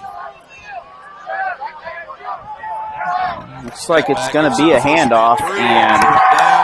He's still on his feet, and he's going to get into the end zone. Now, are they going to rule him down or not? We got the side judge over here ruling him down. We got one saying good. We got one over here on the back at the 5. He's so got it marked. And there goes the referee a signal touchdown. So that is a touchdown.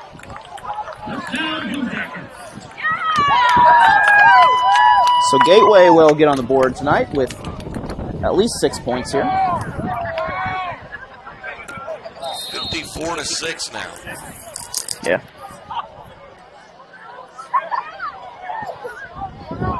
Midway through the 3rd quarter of play.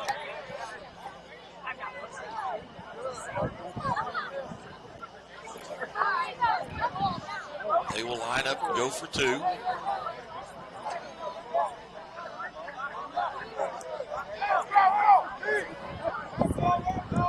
Single back in the backfield for Lovedale. Looks to the right, he's got a man. Quick hitter. He's in. Into the end zone, 54-8. And with that, we'll take a 30-minute PSA break and be back. The innocence of youth. Is there anything any better? But soon they'll be in high school and facing all the same challenges you faced. How to make friends, how to fit in, how to be cool. We want our children to have everything they'll need to live fulfilling and productive lives. Make sure the kids in your family are among the more than 290,000 participants here in Missouri who take part in high school sports or activities. At least they avoid the shutout. A lot of football left to play. We still got a little over a quarter and a half to go at least. As now you got to wonder maybe an onside kick here. You know, and that's what Queen City is wondering as well as they're bringing up. I've seen times where it doesn't hurt to get creative. And kick goes ahead, kicks it deep. He's going to field it right at the 1.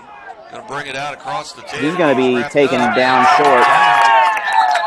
At the 11-yard line. So that's where Queen City will take over here midway through the 3rd quarter, leading 54-8. It's a good kick for Queen City on that.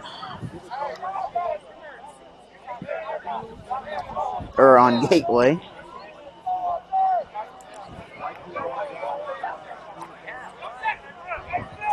Ball at the 11, 1st and 10. Rush is in the backfield again. No backs with it. 4 wide receivers spread 2 to either side. Now we've got a flag. Maybe an illegal defense. Actually, there's 9 guys on the field. Well, you can't have 9 in an 8-man league. Yeah, that. I was trying to figure out who's supposed to be off the field. So that's 5 Well, free it was yards. worth a try at 54-8. I've seen a few high school games where 12 people have managed to slip in there once or twice, and Throws it long, does Rush down the right side. Out throws everyone. The closest man to it was the defender from Gateway. and really good defense by Gateway on that, as they were just able to slow him down enough, and because we've seen his arm is accurate. He can. Second down and, well, what appears to be 6 after a 5-yard penalty, but It's a depth perception right there.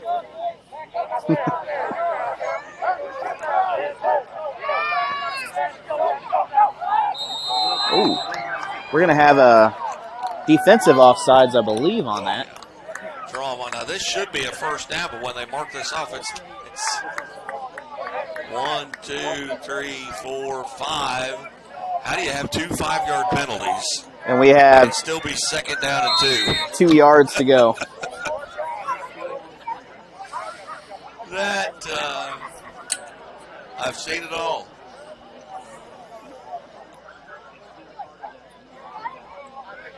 I think you have the audio clip of the week right there. Yeah, he may. The referee is. The white hat's looking, going, wait a minute here. How is this possible? The white hat, he's thinking like, wait, we haven't run a play yet. What do you do? What happened here? This should be a first down, as the white hat just signaled 2, and he's like, wait. MIT at this point to try and figure out how that happened. And the ball was in front of the line while the marker's behind the line still, so.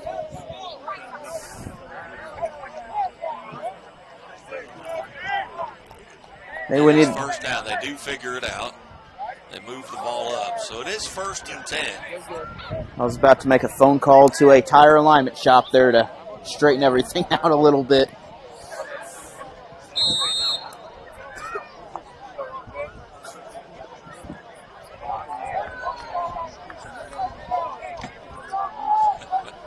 So it is 1st and 10. Rush still in the backfield, single back beside him. He takes the snap. Somebody moved, and I believe that's Queen City. That will be against them, so. So now will be 1st and 15. We would assume 15. Looks pretty close to 15. We have not run a play yet. I don't think we've had a single play yet without a flag or something going on. Rush in the backfield, single wide receiver, or back with him. They rush 4. He looks, he's got a man open here on the sideline. Great catch. I believe he got it. And He did. Keep his hands or his feet in bounds and make the catch for a gain of 5 back to the original line of scrimmage. So second down and just over 10 to go. And I don't know, now he's looking as if he wants to measure. I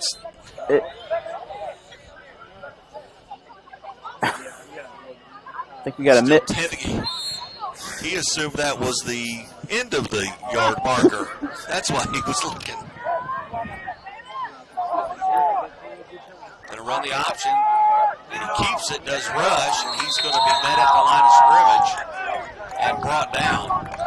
It's going to bring up Tough to run an option there unless you're going to bring a reverse back to this side of the field. Just not enough room to pitch it. So big third down now coming up. Third down, and we'll say 10.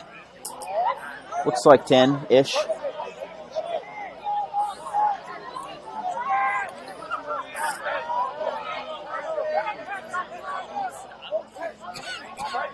Rush alone in the backfield. They rush 4. He gets away from 2 of them. Oh, he gets free again. He may have some running room. And he's going to turn it upfield. It's being chased from behind. And he's pushed out of bounds and nearly into the crowd. And he's going to be close to a first down. That should be a first. That was tantamount to LeBron James coming over onto the sideline, going for a ball out of bounds. He was in the crowd. Oh, it's a... Hold on, we got...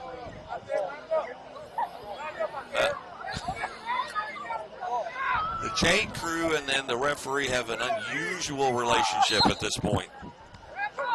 So when I've done chains, you got to know what that referee's doing all the time. And but nonetheless, it is a first down.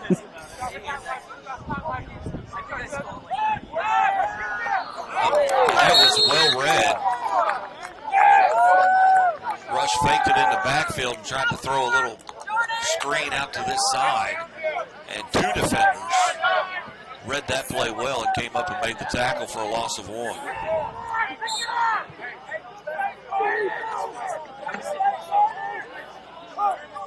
now I believe we should be doing a running clock during this half too. So because we have a 48-point lead.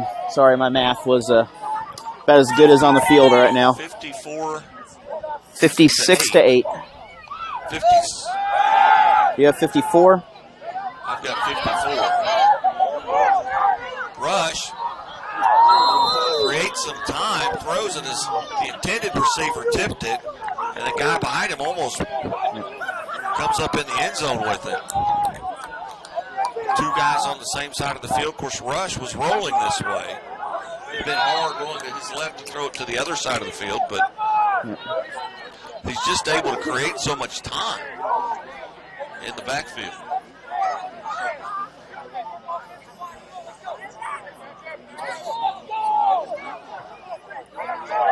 Problem with high scores is it's easy to get knocked off, especially when there's no scoreboard out there to tell you what it is.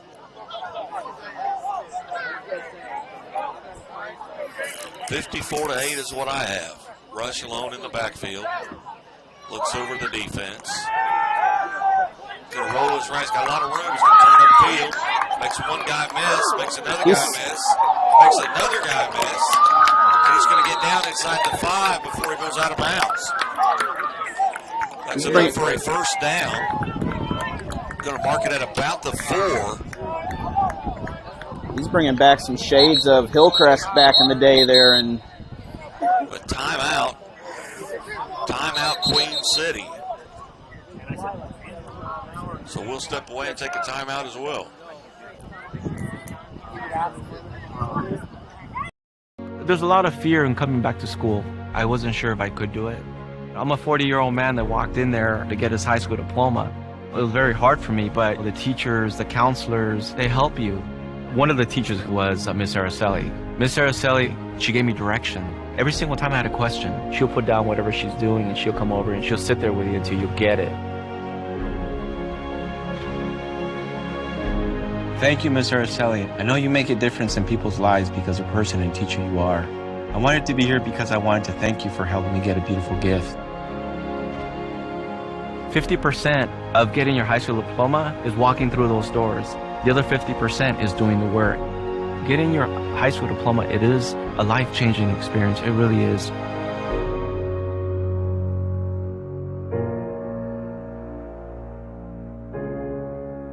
Find free adult education classes near you at finishyourdiploma.org.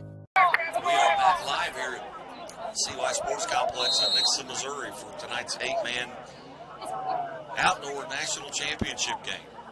Queen City on top 54 to 8 at this time. They've got it first and goal from the 4. And off low reverse, and there's all kinds of room, and he's not going to be touched.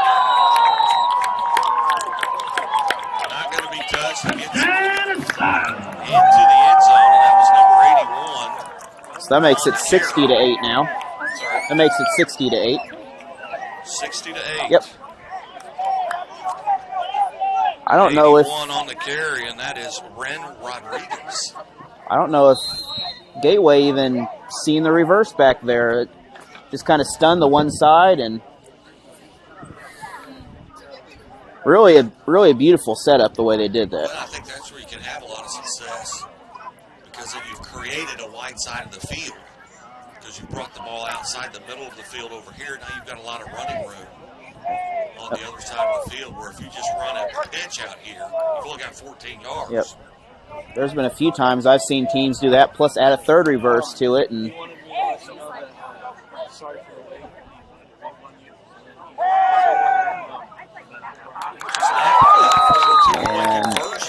that should be good. It is.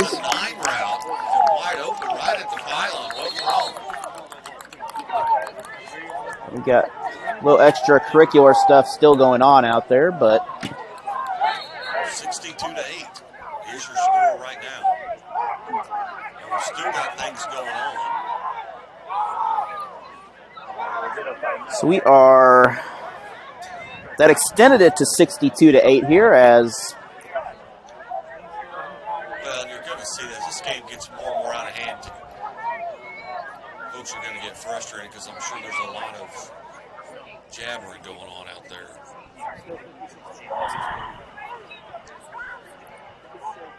So since we're on the topic of covering football here, calling football, anything big last night that upsets that you happen to notice? Well, probably the biggest upset of the season is an 0-4 Willard team defeating the number 6 ranked team in Class 6, Joplin, who handily beat them earlier in the year. Now, Joplin was without probably their best running back, but that doesn't matter. Willard, very young up front, and gets a huge win, and the kick is going to sail into the end zone and dropped, picked up, brought out of the end zone, across the 5, across the 10, and tackled at about the 11, and that's where they'll start from. Yep. You know, that Willard win just shows how, tough this COC is this year, as really anyone can beat anyone right now. Alabama now on top of Mizzou, 35-13.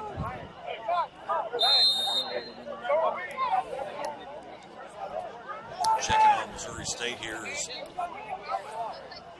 Gateway will start 1st and 10 from their 14.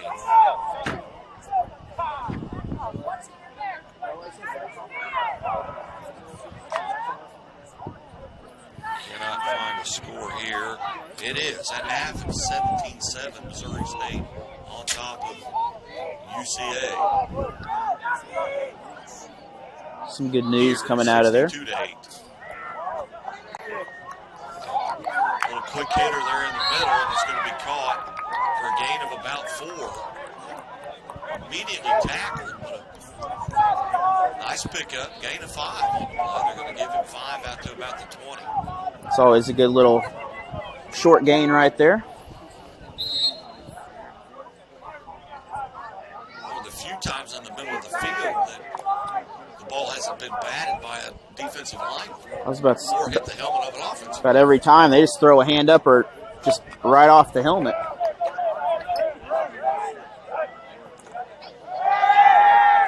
looking in the middle of the field. Almost picked off. A little hot, probably. That came in. You heard the thud on there come off.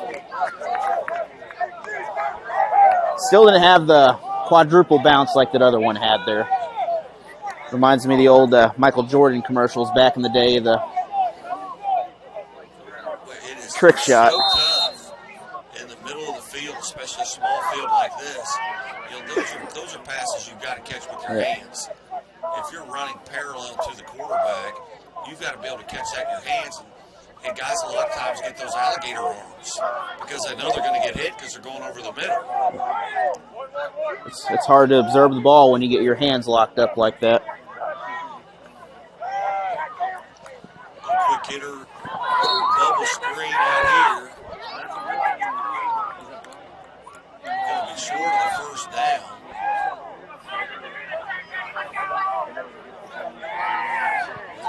So Over here ended up a couple of defender and a wide receiver ended up in the chair. we got a very short 4th and short here, as if they don't get this, this will give Queen City some great field position.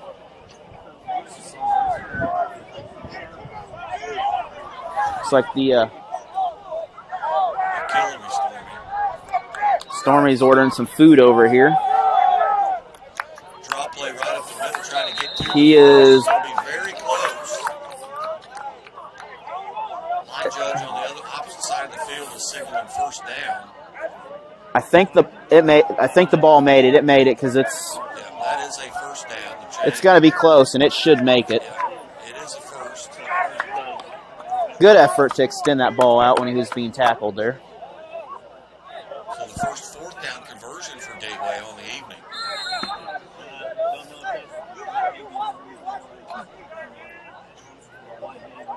So first and 10, ball right at midfield.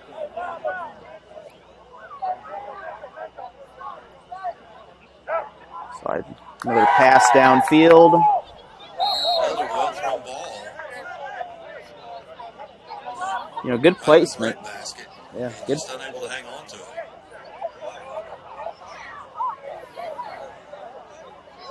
I mean, it almost sounds better, but you really have to not anticipate the hit. You got to work on catching the ball first. But it's really hard when you are anticipating a hit coming at you.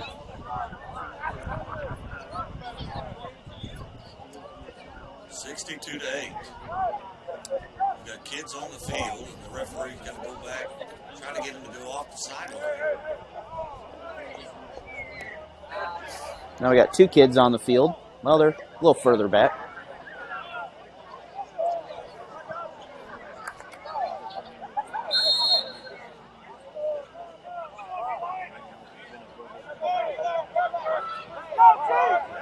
Lovelady back to the line of screen, second down and 10.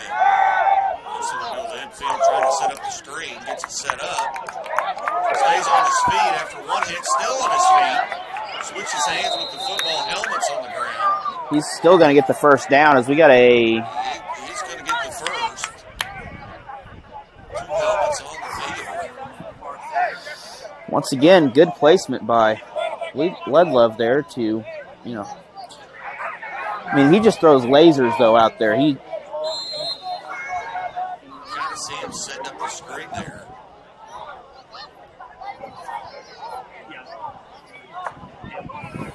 Again, 62 to 8.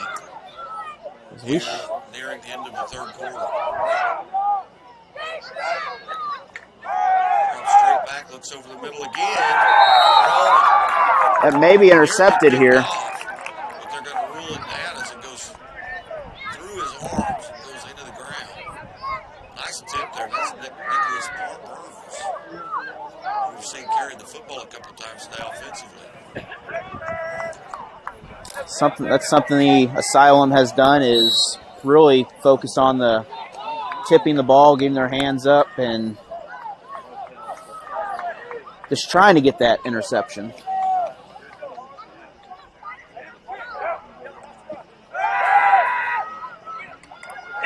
Fumbles the football again. Once again, Lovelady.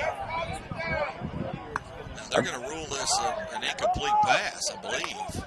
That's what the call just was issued there. They ruled that an incomplete pass, so not a fumble on the play. A little Tom Brady tuck rule there. Who was that against? Oakland?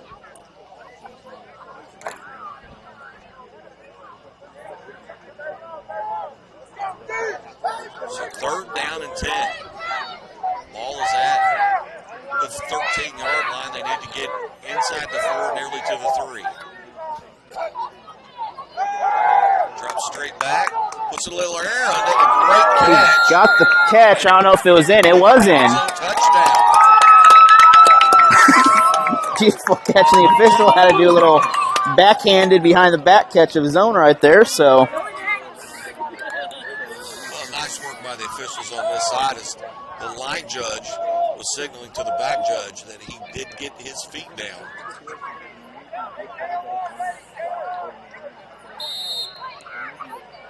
So a touchdown, and it's 62 to 14.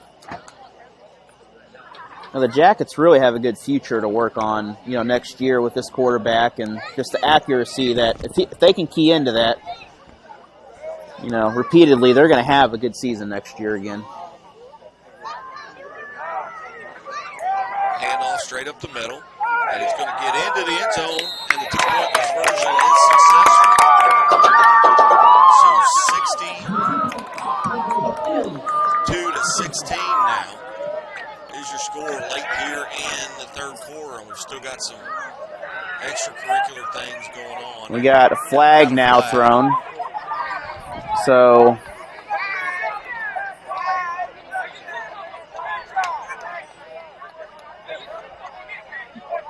McCready's trying to get Lovelady is trying to get his team just get away. off of the field. That's against Gateway. And it seems like it's always the same 2 or 3 that get into it here. Maybe they just need to put seats back behind the bench for them.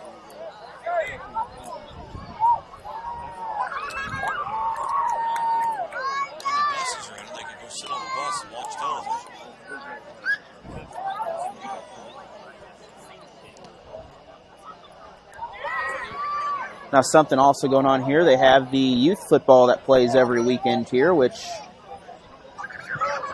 when I talked to them earlier, that everything's going well. They got several local teams, including one from up around Waynesville, St. Robert area that come down here to play. So it's a good opportunity to keep the kids out of trouble, keep them active, playing football a little bit.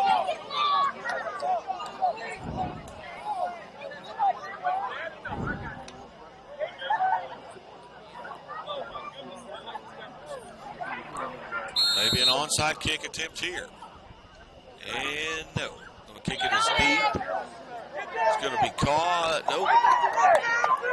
They still haven't picked it up. Now they pick it up. Pop potato out there. If he gets to the corner and can turn it up, he's got an opportunity. Looks like the ball will start about near the 10-yard line area, somewhere close to that. Oh. Maybe. Oh, they're further back. It's going to start around the 6 or 7 yard line.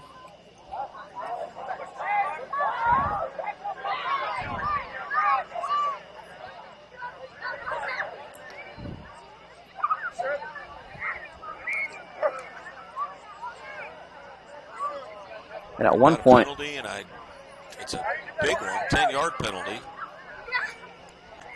I've seen no signal.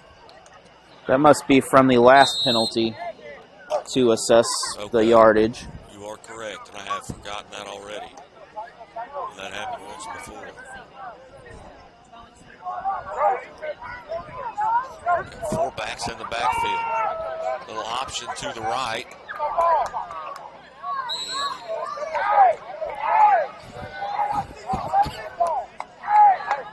I believe that's Lovely in the backfield. So, no, that's number 15. I believe we're going to have our end of the period here, possibly.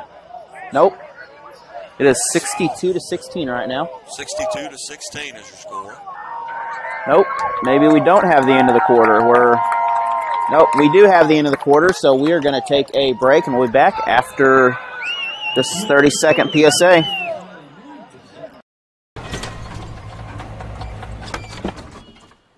Leah, did you put a new dent in that? This one? No. Were you texting and driving again? Yes. Hi, Leah. Hi, Dad. Sorry about your bumper.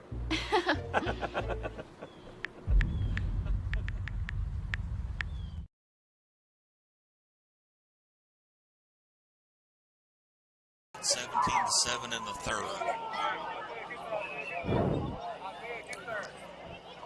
So starting the fourth quarter, the Asylum go for the run, and they're going to gain some big yardage here.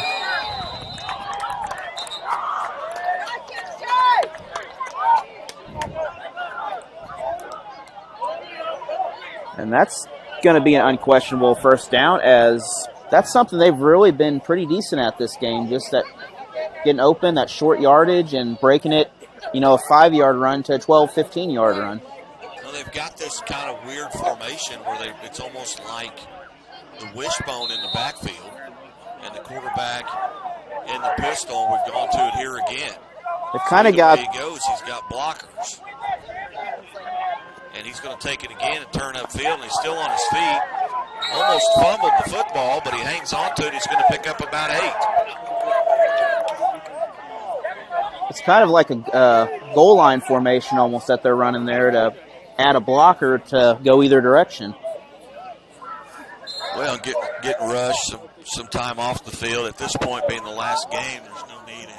I think Rush has had 3 or 4 touchdowns at least in this game. Yeah. He's and a touchdown pass. Of course, you put 62 points on the board, there's going to be several guys getting in the end zone a lot of times. And Rush definitely has not lost a step from college or high school there. He is quick on his feet still. Once again in this modified wishbone. Going to hand off over the right side. He's got some room, and then met immediately here on second down. Pushes him all the way back to about the 20, but it's going to pick up about a yard on the play. It's going to bring up 4th down. Looks like about 3 yards to go on this down. What is that, 3? Let's say 3. Yeah, looks like about 3. We still have 3rd down on the chains, though. Okay, it's 3rd down.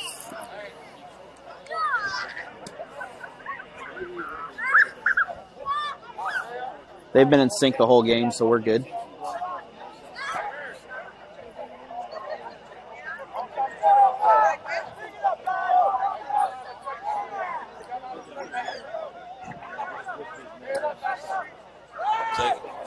Right straight forward ahead, and he's going to get down to about the 5. We got a flag on this side of the field. May have had somebody line up off sides. And the marker has moved already, which if this is against the Asylum, then that could really cause some problems. He must have apparently just dropped it because they waved it off.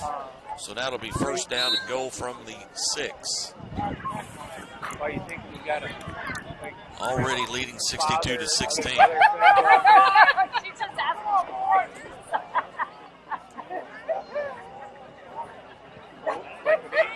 So we have a 1st and goal here. Field goal, it's down 20-7. Let's put 1 here, we'll put 1 here. Let's see if they find each other.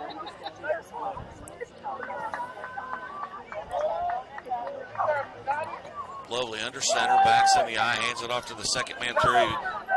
Bounces off of 1, spins out of that. It's going to get down inside the 5. Yep. And the Bears have really, they're turning things around. They're starting to, especially after the last couple of years, they're looking pretty solid this year now. And this is a very good UCA team. This is a nationally ranked team. Now their conference, if I'm right, they're playing in the spring, correct? They are indeed. So this is not the only football. This is bonus football, basically, for Missouri State right now. They're going to try and play 3 games, 2 with UCA. Going to run the option. So, which is a great, option to let the teams play in the fall to kind of. It's kind of like what they do with baseball. They do a short little fall season. Right. In UCA's case, they've got a full schedule. They're going to play 10 games. So 10 games, maybe 11 in the fall, but they're not going to play in the spring. The rest of their conference will play in the spring. But they're trying to build on. They feel like they've got a national championship type run in them for that following fall, and they don't want to play spring and the fall. Hand off to the second back through. He's going to get. He's going to be down, I believe. Down at the 1 foot line. And you can't believe he didn't get in, but he did not get in. He took a roll right there, and it's back to the line. We got a lot of movement. We got guys trying to get off the field. They were starting before everyone was ready to stop that play. So this 4th down, according to the yard marker, 4th and goal from the 1 foot line. So any update on the Tigers up there in Columbia? They're playing a tough Alabama team. Let's see here. I dread anyone in the SEC conference any year because they're just stacked with good teams in that one. Mizzou, Alabama. And we're going to have a false start on the offense, so we're going to have a 4th and 6 coming up now.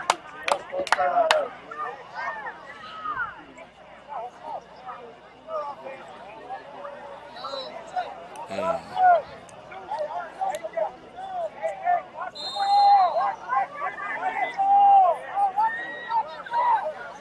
38-13, Alabama on top of Mizzou. Well, the Tigers are hanging in there a little bit with Alabama. Here it is, 4th down and goal. They move the ball back to about the 6 after the penalty. And a little jump pass, and defender gets back there and dived and able to knock it down and save the touchdown. So Gateway will pick up the ball about the 5-yard line, go in the other direction. And not sure what's happened here. Got a lot of guys glad-handing each other like the game is over. I think this may be the point where some of these players start coming in and some of them start staying out for the drive. We're going to have a timeout, so we'll be back in 1 minute.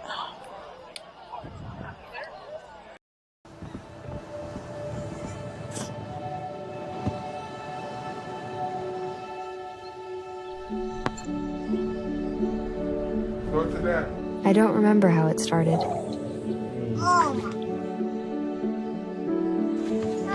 Our back and forth. Victory. Fumble. Repeat. It always came back. Dad! Okay, here we go, throw it! Yeah. You probably don't remember what you told me, That was perfect. but I heard every word. Nice.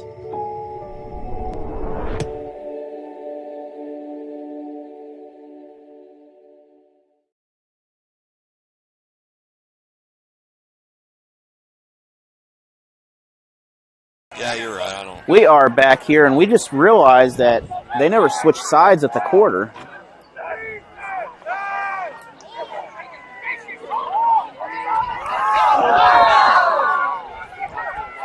Well, downfield pass. That was a post route. Tough pass to catch, though. He had to really stretch to grab that. As It would have been a tremendous catch. especially Well thrown football. that would have been a beautiful catch with my close-up I had, but also good effort on the defense, though, to get his hand up there without any cover, any contact before the coverage while he's in the air.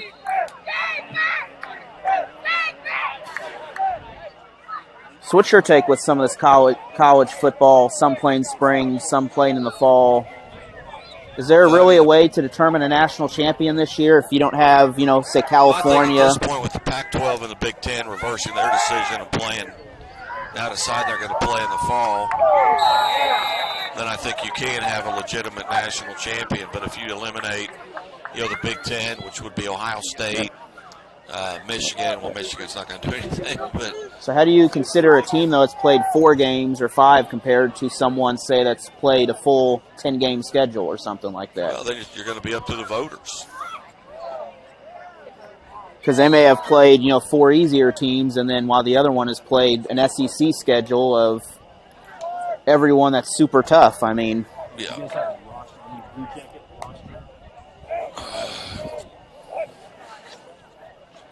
Lovelady drops back, is in the end zone. He steps up and makes the guy miss. He's in the open. Sideline's going to have enough for the first down. He's got a lot of room here.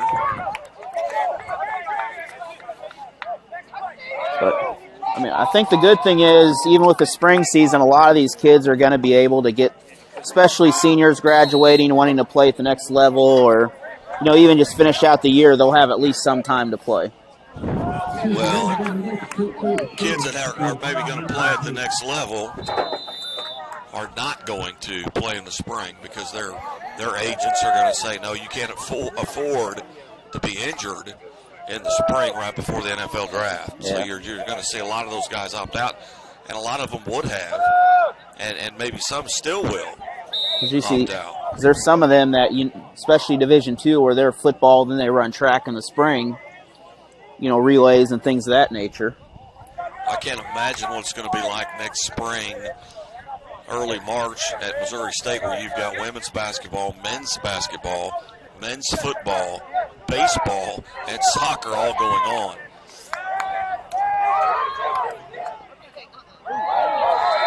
Good tip by the defense there, but like same thing for Missouri S&T and Rolla. Soccer shares the same stadium, football shares the same stadium, track shares the same stadium, and they all play on the same weekend, so you're going to have some really packed.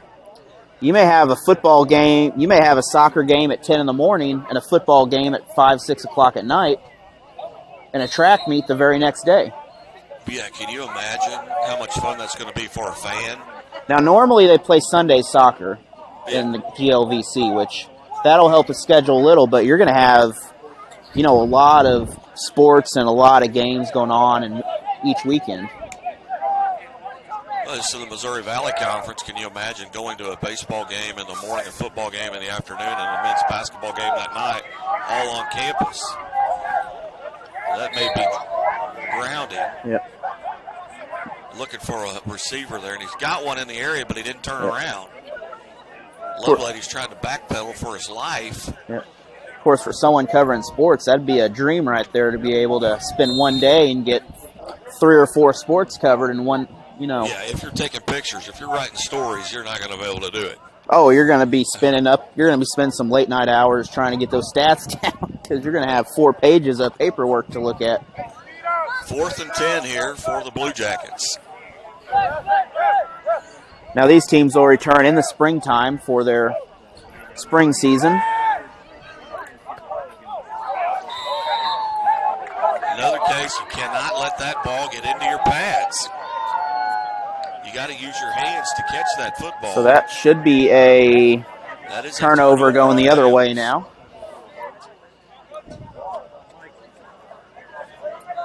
And there's a few kids that, you know, they play basketball and football occasionally. So I'm curious what's going to happen with. Yep. So I'm curious how they're going to kind of juggle their schedule, or, you know, if their basketball coach is saying, hey, you know, you were helping us too, and there may be they may just be a sub coming in, but they may be one of the better players. Saw Jeremy Nicholson one time, an Ash Grove Pirate. Very successful high school career. Went and played at Missouri State University, basketball and football. In the last regular season home game of football, he scored a touchdown. They had a basketball game that same day, exhibition game. Went from the football field to the basketball court and hit a three-pointer. The only player in NCAA history to score a touchdown and hit a three-pointer on the same day.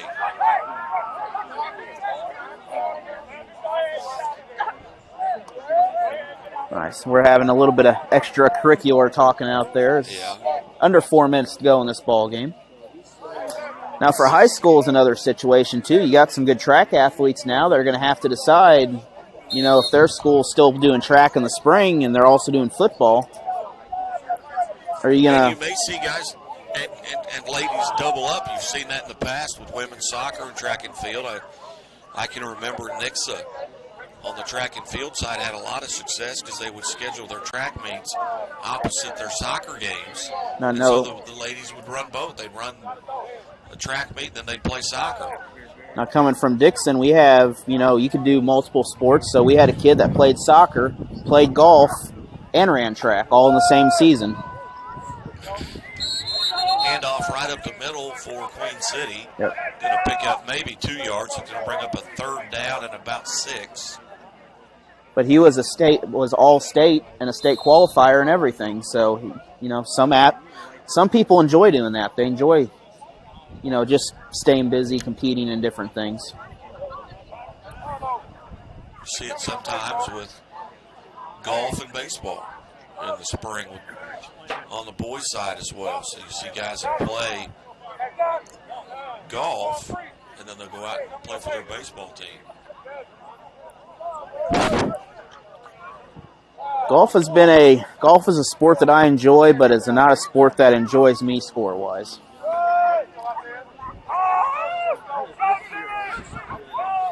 Going to pick up about a yard, just going over left tackle there. I say the left tackle because I don't believe there's any guards. It just goes center, tackle.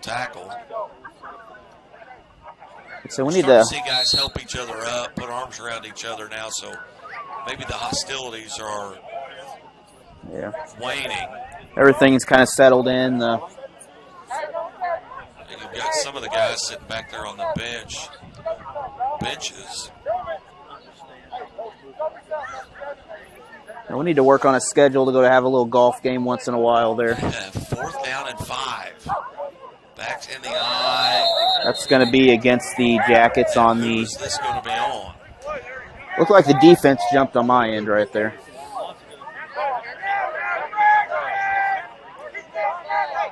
We got 2 officials doing 2 different things right there.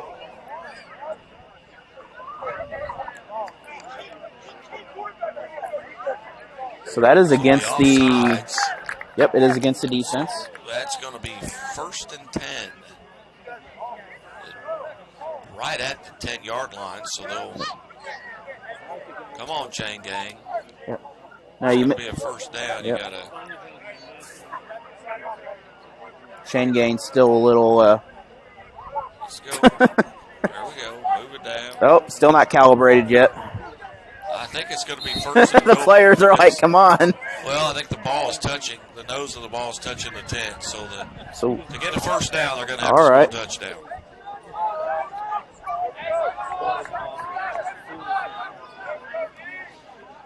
Backs in the eye. They're staying on the ground, trying to run out the clock. Hand off to the second man through. He's going to pick up about a yard. A little piling on there that probably not necessary. That's definitely a 1st down now. That doesn't need no measurement. Well, we got a 2nd down marker, but we have the marker in front of the chains, and they're 2nd goal. Okay. That's what was confusing, and they're still holding up the markers on the other side, and we're like, not sure what's happened now. I've still got 1 timeout for Queen City here, but I didn't see a timeout signal out there.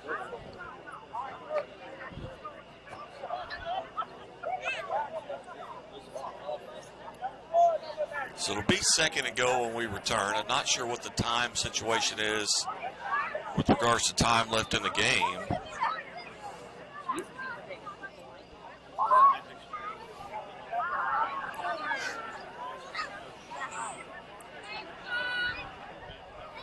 Now, something else I noticed athletic-wise this weekend, or this week, was golf.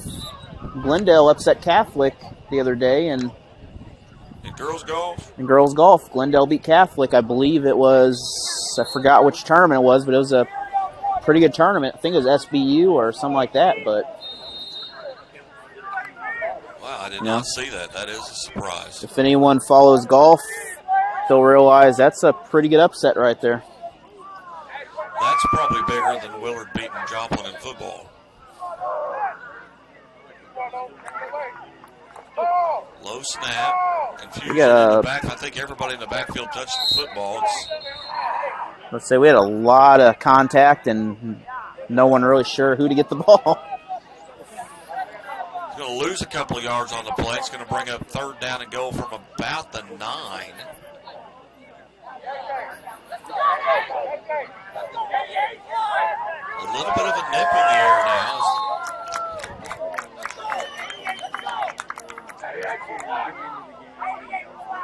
Now, part of the problem we're having with some of these, like especially football season, is, you know, the question is, what do you do when a team, you know, cancels the next 2 games and then they have to go? I mean, you've obviously seen that situation, and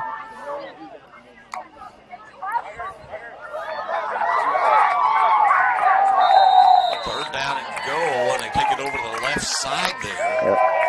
So we have. Back judge. Is that? Nope. The clock.